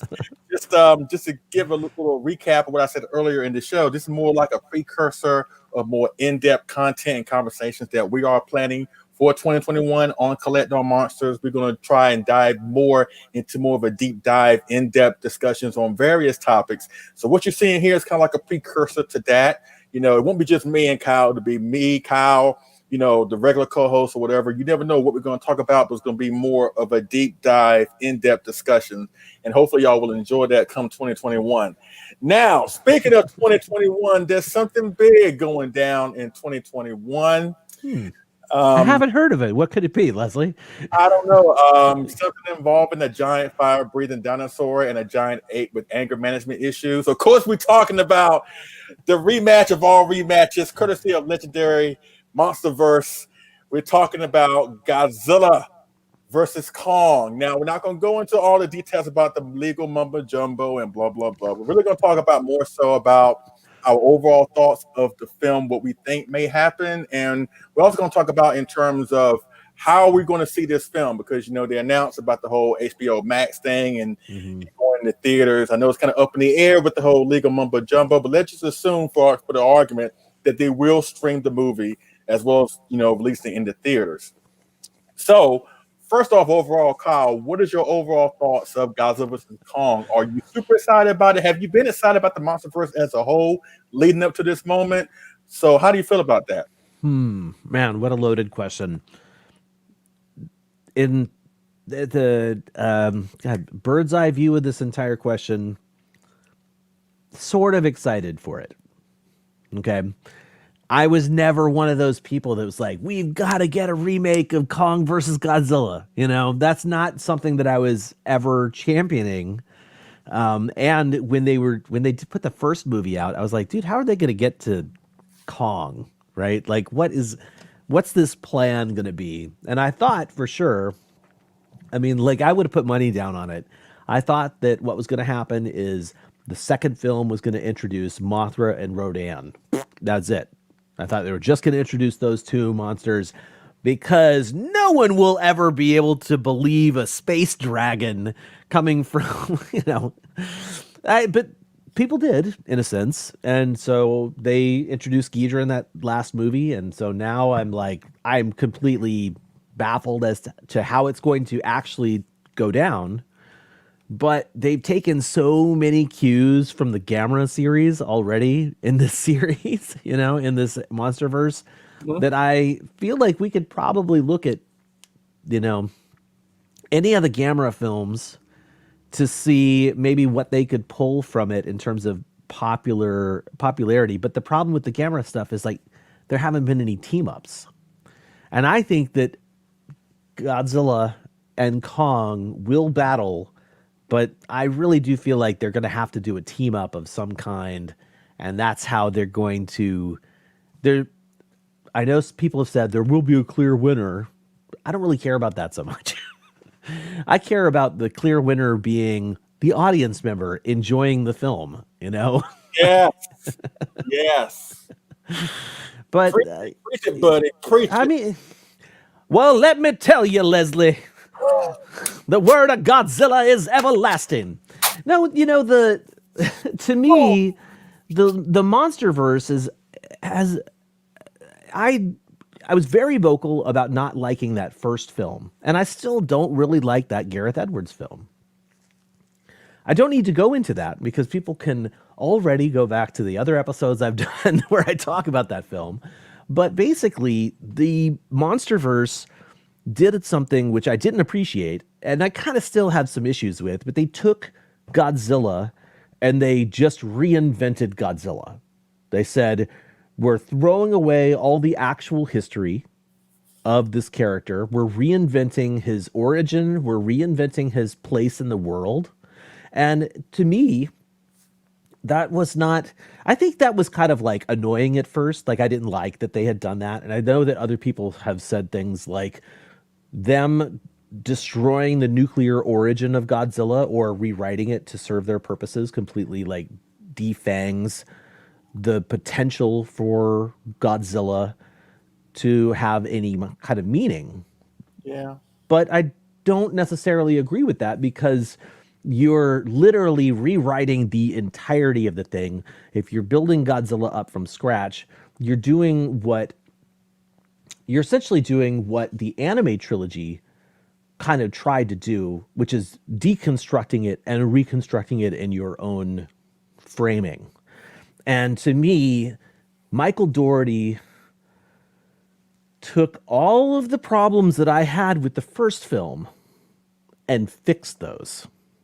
He really did take all of those issues, and he's like, if Fukabe's music not being in the movie, fixed. Godzilla not looking like Godzilla, mostly fixed. Stupid monsters like the Mutos, fixed. We had King Ghidorah, Rodan, and Mothra. Like, these are the kinds of things that, like, I always feel like, nobody listens to me. But, like, not saying Mike Dougherty listened to me, but those were the problems he must have had with the first film, too. Right? So, the fact that they completely stripped everything Japanese from the character, hi, buddy, and built up their own mythos, to me, means that they can do whatever they want to the character. They can do whatever they want to the mythos. And it doesn't desecrate the Japanese version to me because they've put like a clear separation. The Japanese version is this. Hi, yes. You can high five me on camera. Thank you. He really wants the part of my steam bun here, which is anyway. Yeah. So but the point is that, like, because of the way they deconstructed and rebuilt the mythos, the MonsterVerse has this opportunity to really take things that we love about the character and amplify those things, but also explore new avenues. And to me, what they did in the last movie, as people who listen to the podcast know, I actually really enjoyed, even though it was a little much, like constantly leaning into the fan stuff over and over and over again. Yeah. You know, I know that there's got to be a common ground, right? And I don't know what Kong, I feel like, needs to have like that crazy stuff in it, right? My original take on it was like, well, the first movie was slow and somber. The second movie needs to be like an action film so that for the third movie, it can be a little goofy, right? Because Kong and Godzilla, like, you got King Kong versus Godzilla from 1962 is a comedy, you know? Yeah, basically, that's what it is. Yeah. I mean, and there's nothing wrong with that. It's a fantastic movie. Our co-host, David Dobko, absolutely loves King Kong versus Godzilla. And I love it too. I think we And all, to a certain extent. yeah, I mean, basically, even if it's not going to be, even if they're not going to try and make a remake of that movie, I'm interested in seeing what they're doing. A remake of the 62 film. You know what I mean? Like, Yes, yes. I'm interested to see what they're going to do with the characters and the monsters and how they're going to take, because, you know, the first movie and the second movie only had three characters that were from that first movie, you know, Watanabe, Sally Hawkins, and David, oh my gosh, I'm forgetting his last name, Strathern. Those are the three actors that were in the first film, the first Godzilla film. And I don't know what's going to happen with this next one. But Yeah, because I don't know. What are you excited? I am very excited. I think, okay, here's how I'm going to come into it. I'm very excited because, for one, the lack of trailer doesn't really bother me. I think a lack of trailer only really intensifies me wanting to see the movie, because mostly trailers nowadays, of course, a trailer is designed to show you enough of the movie to get you interested, but not give away too much. But we know nowadays trailers give away entirely too much. You know, a trailer has to be just right. They can't give away too much. They can't be too vague. So I think the lack of a trailer really is intensifying my hopes and wants for the movie. Maybe that's me being that naive or whatever, but that's how I'm looking at it. Because worst case scenario, even though they got the film done, this pandemic has pretty much uprooted pretty much everything. I mean, they could have, even though I'm sure they got the movie done, they could have saw that the pandemic has pushed everything back. They could have been like, you know what, we're going to just abandon the project. You know, there were many movies that started up, gotten well underway, whether they were done or not. Maybe they needed some post-production, but they just got canceled for whatever reason. At least far as we know, Godzilla vs. Kong has not suffered that fate yet. So we know the film is still coming. So the lack of a trailer doesn't really bother me. Right. Now, I'm very excited about the film because I want to know what's the reason why they fight. Now, back in 1962, having King Kong versus Godzilla and them just having this manufactured reason that they're both, you know, prehistoric creatures that just have a natural opposition to each other. It's territorialism. Yeah, totally. Yeah. Yeah, that was more than enough to say, you know what? Okay, fine. We don't need a good reason back in the 60s. But I think now with today's audiences, people expect more and they want more. And say what you will about the MonsterVerse, but there are some really thought-provoking films. You know, they're not too serious as Shin Godzilla, but you can tell they embrace the mythology, they embrace the lore, they incorporate it into the films, and they're really enjoyable films as a whole. Of course, they're not perfect. No film is perfect, but I think for as like an American effort on a Japanese product, they have done great things as far as the MonsterVerse films is concerned. I think it's going to come down to why they fight. What's the reason? Now, I've been saying this for the longest time. I think one of the reasons why they fight, I think Godzilla is the one that killed Kong's parents, and that could be a reason why they fight. Because remember in Kong Skull Island, Marlowe said that that a big skull crawler killed Kong's parents, right? And it's the same skull crawler that the young Kong fights at the end of the film. But if you watch the fight in the film, it's really a standstill between two between two monsters. So my question is, if that same Skullcrawler killed two adult Kongs without any problem, how is this one having a problem with the younger version? So to me, it seems like something bigger and badder killed Kong's parents, and maybe the young Kong saw that because he was in his early infancy, and maybe he hasn't forgot that. But there was something that I came across last night. Godzilla King of the Monsters came on HBO last night, and Alan Jonah, the terrorist in the film. Yeah. Honestly, I think that's Conrad from Kong Skull Island, because they say in King of the Monsters that Alan Jonah is a former British special service soldier. Conrad is a British special service soldier. And at the end of Kong Skull Island, he's brought into that room with Brie Larson. They basically expose Monarch to them. I think that Conrad knows about Monarch, maybe was involved with Monarch, but something happened. He got excommunicated, and he changed his name to now this terrorist, because Alan Jonah knows all about Monarch, where they're stationed. Only a person that has been involved with Monarch would know about Monarch. So I think that Conrad and Alan Jonah are the same person. It's just that he just changed his name or whatever. Interesting. And of course, that little clip that we saw a couple weeks ago with Godzilla and Kong has like a little collar around his neck. I think that if it's not the reason that Godzilla killed Kong's parents, I think that Jonah is going to find a way to really entrap Kong, make him very, very, very, very pissed off. And that's something we have never really seen before, an evil, out-of-control King Kong. We've seen King Kong pissed off where he's killed people, destroyed buildings, destroyed trains when he's pissed off, but we have never seen an out-of-control, evil, destructive King Kong doing his thing, and it will probably take a Godzilla to stop him. That's what I think is going to happen. That's what I think is going to be the reason for that fight. Maybe I'm just too naive, but that's how I'm looking at it.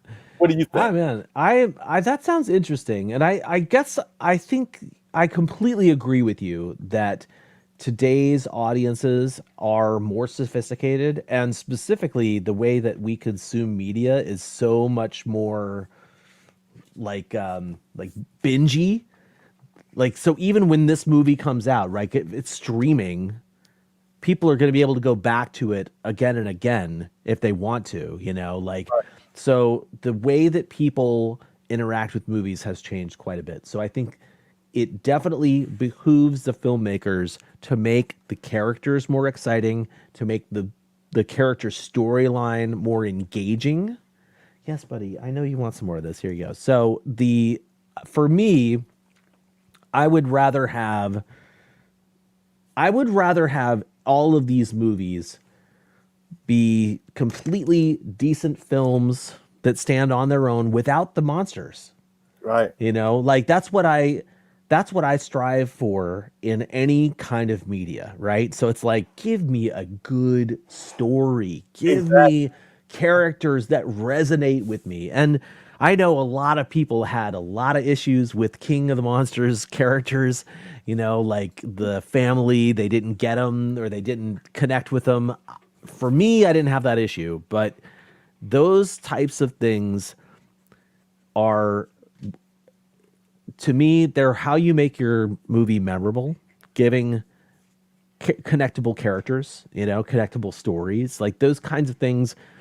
In the long run, people are going to look at King of the Monsters and be like, oh yeah, that lady just wanted to kill everybody on the planet like Thanos. And that's the sort of like takeaway that they're going to have.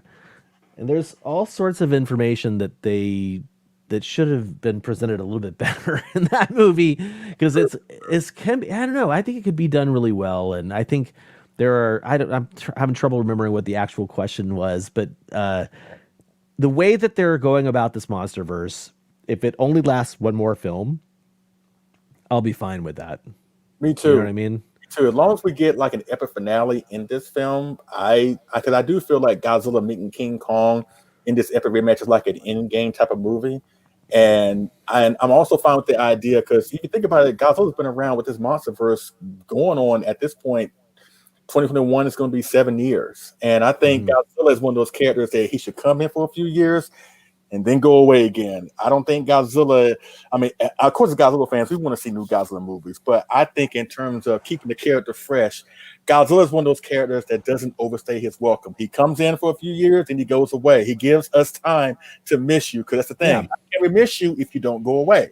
So that's why I'm really excited for us like Godzilla vs. Kong. I think we will get an epic finale, because I just have this hope and prayer that they do right by this opportunity, that you're going to have Godzilla, King Kong, Mothra of Rodan, maybe King Ghidorah, all within the same movie, and then make the most of that opportunity. Because if this is a failure and a bust, it could be another 60 years where we get another Godzilla vs. King Kong movie. So I'm hoping that they do right by this opportunity and give us the best movie that they can.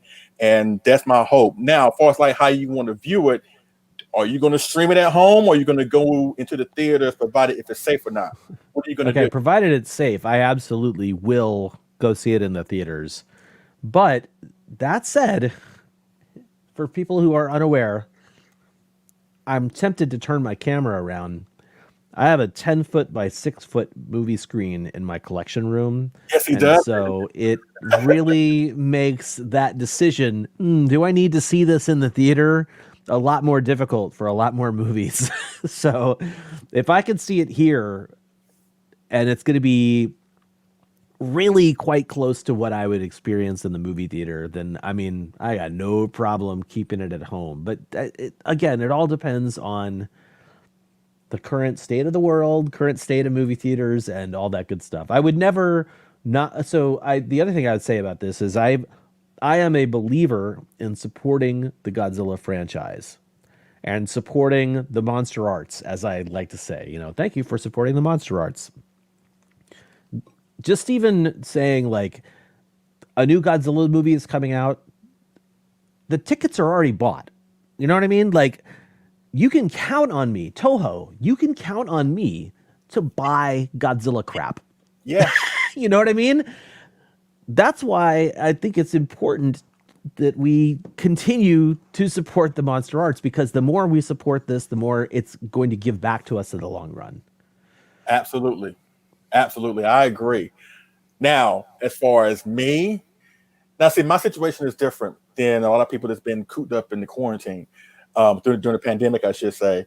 I've still been out there, driving. Yeah. I've still been out there in the public. So my life has not changed since the pandemic. So my point of view is going to be different from the person that has been cooped up on the inside. So I can understand somebody who may want to go see this movie, even though it may be kind of sketchy, depending on how you get the vaccines out. I can understand that. Me personally, I have 3 big screen TVs and 3 big surround sound systems hooked up to each one of them. And I'm actually fine with, of course, I want to see it in the big screen with other fans like everybody else, but I'm actually more inclined to see it at home. That way I ain't got to worry about anybody's worrisome kids. Right. Interrupting my viewing pleasure. Right. If there's something that comes on the screen that I want to see over again, I can always rewind it. Yeah.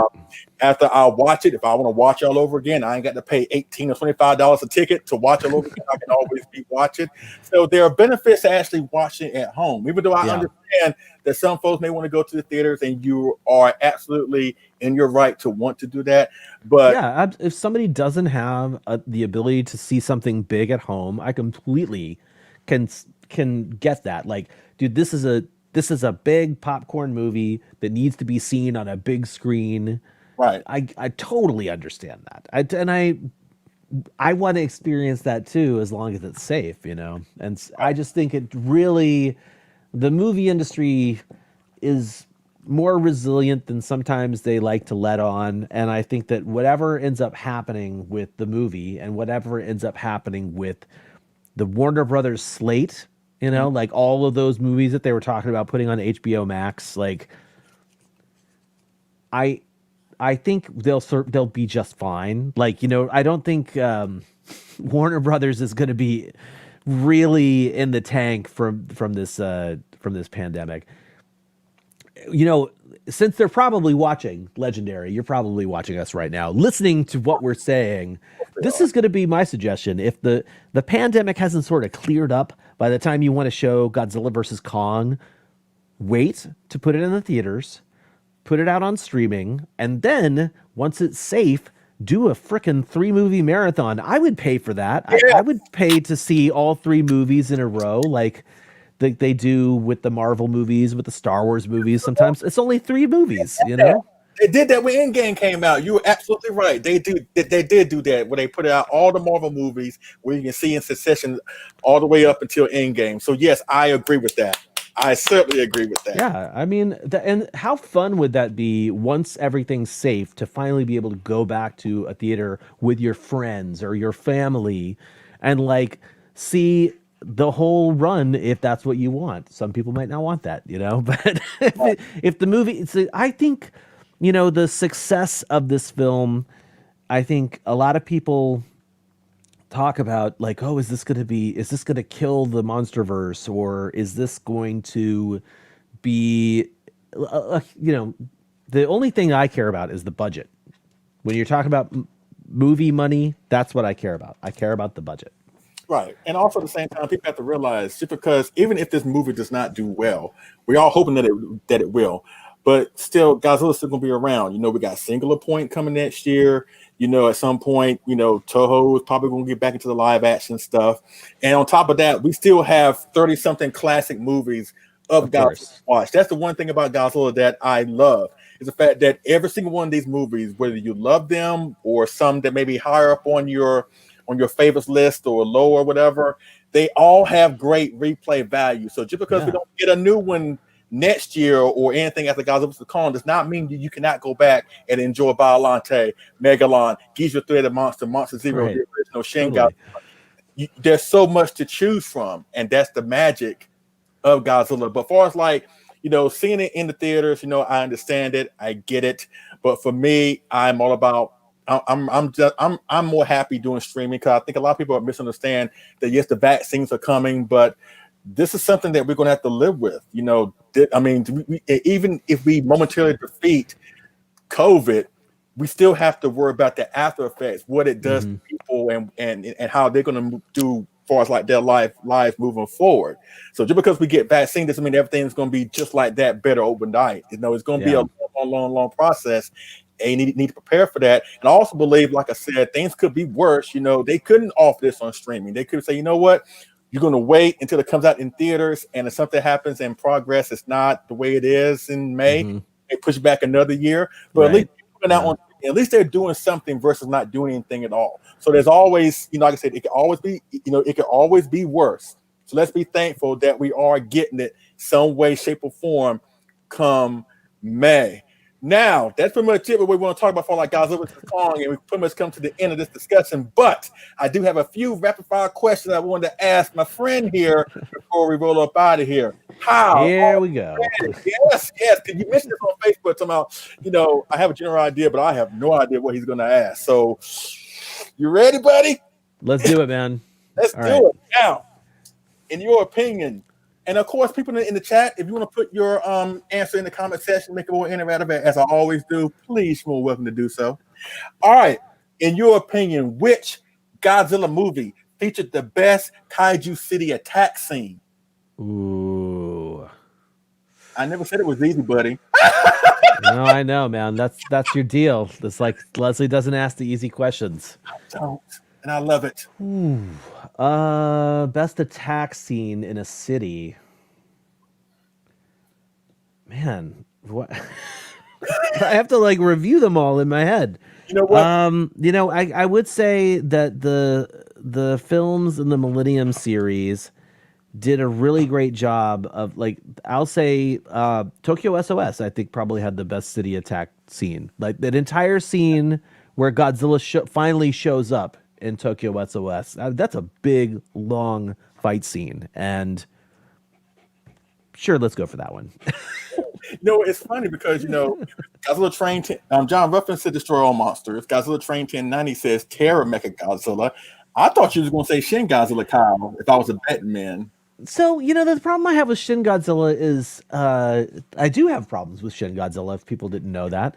I don't really appreciate the CGI. And Right, the okay. CGI destruction in Shin Godzilla is not impressive to me like Also, someone said destroy all monsters, like destroy all monsters. However, I will say that the city destruction and destroy all monsters that most people are probably referring to, with the attack on Tokyo, I find it a little chaotic, a little much. Like all of the rockets firing off all the buildings and everything happening. It's like it's crazy sauce, but it's not necessarily in like as entertaining as other movies. It's really hard to nail down one, Leslie, damn it.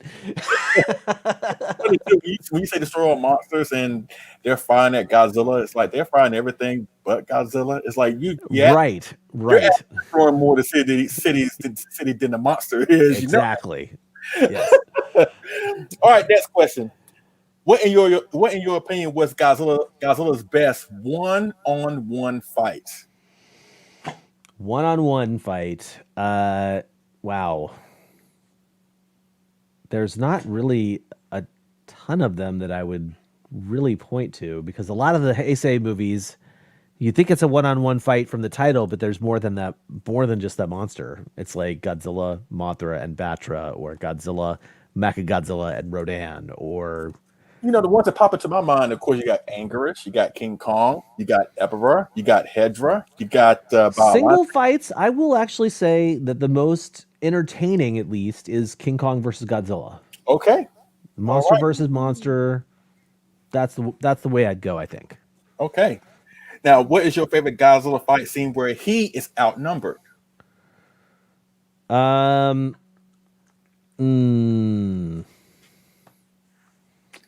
Where he's outnumbered, I would say that.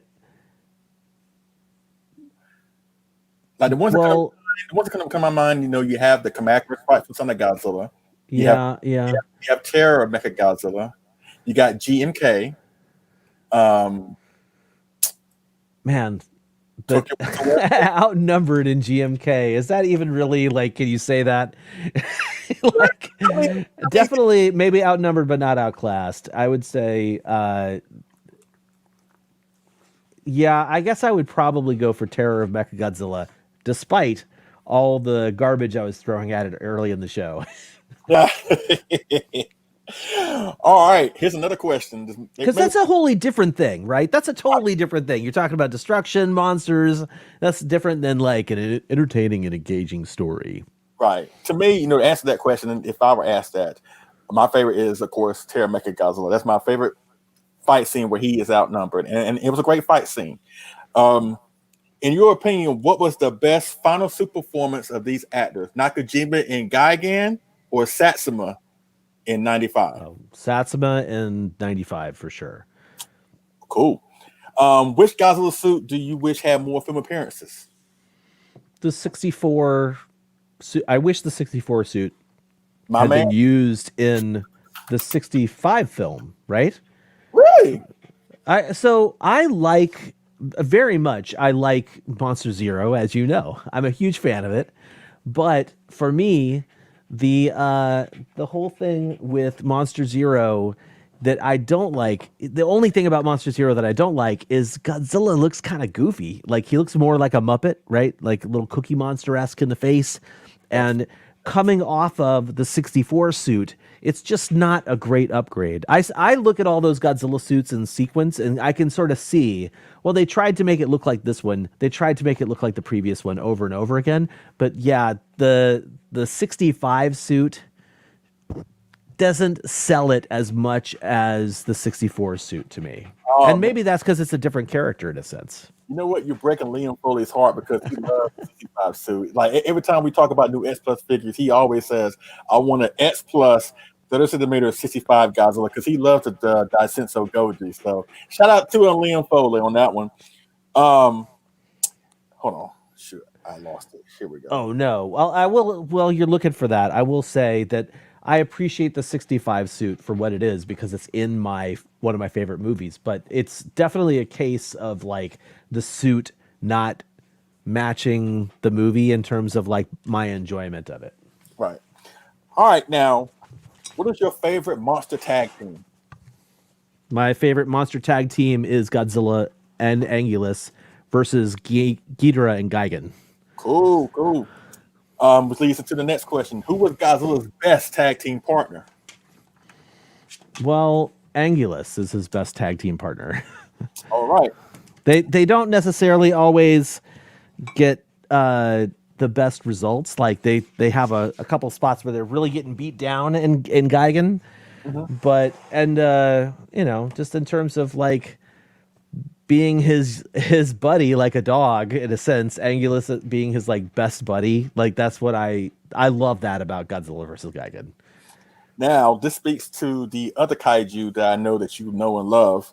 But in your opinion, just for fun and giggles, who will win in a slice and dice competition, Giron or Gigan? Ooh, you know, Gigan has way more weapons available to him. He's got hooks on each of his hands and feet. He's got a buzzsaw belly, and then he's got these crazy pincers. I feel like he's more dangerous in terms of like the different stuff he can do. But Giron is just that one attack jack. You know, he's got his slice. Once, all it takes is one shot, and that's it.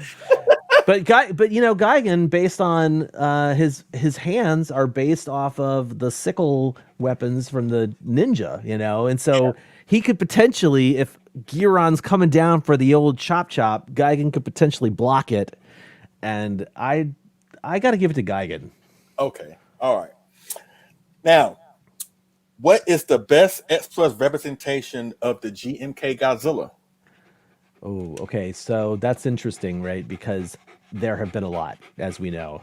And to me, I think the most accurate version is not the best representation. I think the best representation of GMK is the gigantic. And I said this in, yeah, man, I said this in that gigantic discussion we had when G. Okamoto explained what he wanted the gigantic series to represent. It really spoke to me. Like, I was like, okay, then that GMK Godzilla is the power. That GMK Godzilla is the terror. It is everything that should be represented in kaiju form, you know. And so that to me, that's I always love that figure. It's sort of gonna. I don't have it, as you know. I will eventually get it, I'm sure. But yeah, like that. It's such a. It's such an interesting sculpt. It's not the most suit accurate. You know, if you're gonna go for the most suit accurate, I'd probably say the favorite sculptor's line, Godzilla, or GMK Godzilla. Okay, cool. Now, which Godzilla film do you feel doesn't get enough attention, but it should?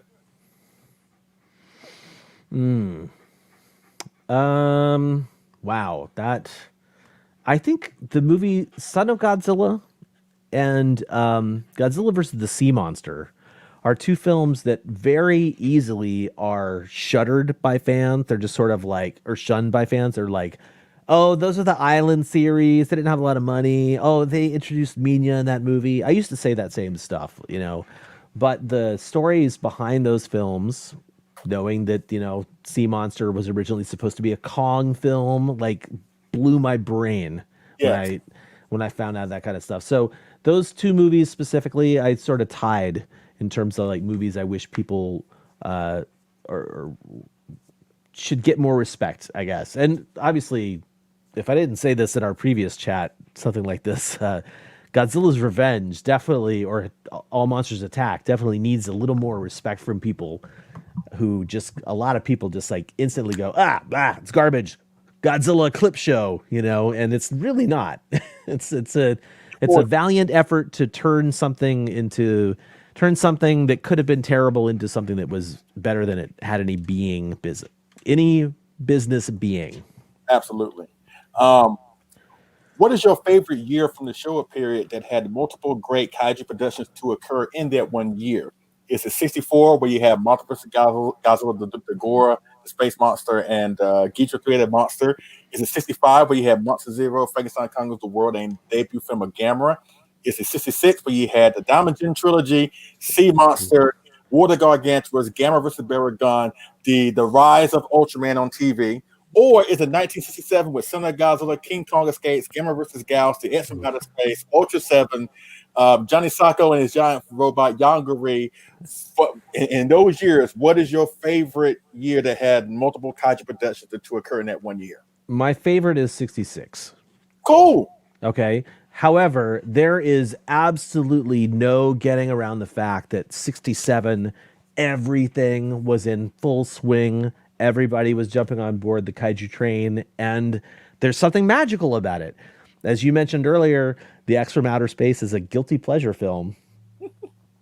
It's came out in 67, like that's Shochiku's, wait, Yes. yeah, Shochiku's entry in their that's their attempt at making a kaiju film, and I love that. Plus, 66 being the introduction of Ultra Q and Ultraman, which, as much as I love Godzilla, and as much as I say this a lot, like Godzilla may be number one for American fans, just sort of in general, but wow, the impact that the Ultra series had on Japan and beyond that we didn't really get to experience here in the States is unbelievable and crazy cool. And I'm so glad people are finally getting a chance to get into that now. So Cool. tangents. Yes. A few more, then that'll be it. What cutting room floor Godzilla project do you wish that we should have gotten? Wait, say that again. What cutting room floor project? Because we've heard stories Oh, right. ideas that they were going to do, but they didn't do. For me, I'll answer this question just to give you a frame of reference. I wish we would have gotten Godzilla versus Ghost Godzilla from the Heisei period. I wish we got something like that. So based on what you've heard, I know you've done your research on these films and what they were going to do, but things change and things evolve. So is there an idea like an open idea that you wish they would have just went full steam ahead with that we never got? Yeah, I have man, I'm trying to remember the details, but it's sort of escaping me. I believe there was an idea for Godzilla versus the Gargantuas.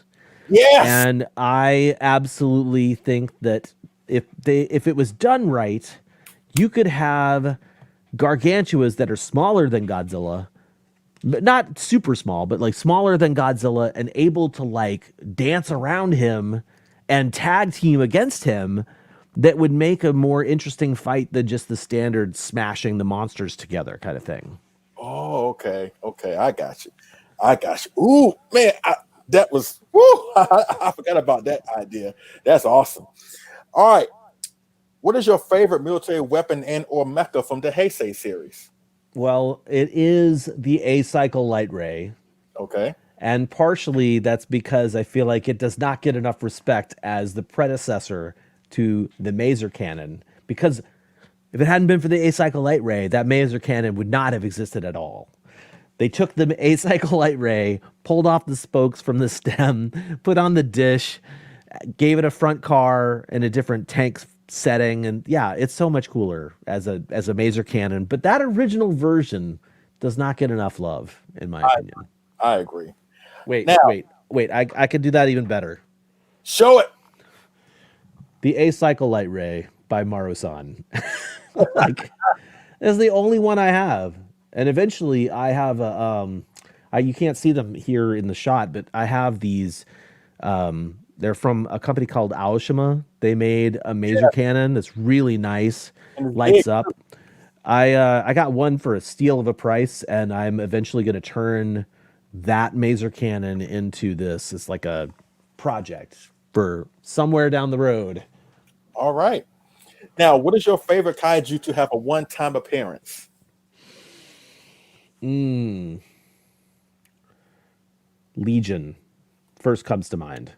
I don't necessarily feel like Legion needs to have another appearance, but man, the impact that monster had on me when I first saw Gamera versus Legion, just really, really heavy impact. I think that in 1998, I'm guessing, when I saw that film, I did not know what to expect, and I really, really, really was impressed, and still am impressed in the construction of that monster and how they had two people operating it in such a weird way. And yeah, so good. Cool. 3 more, and then that's it. All right. Describe the Millennium series in a few words. Nice try, but. Describe the Heisei series in a few words.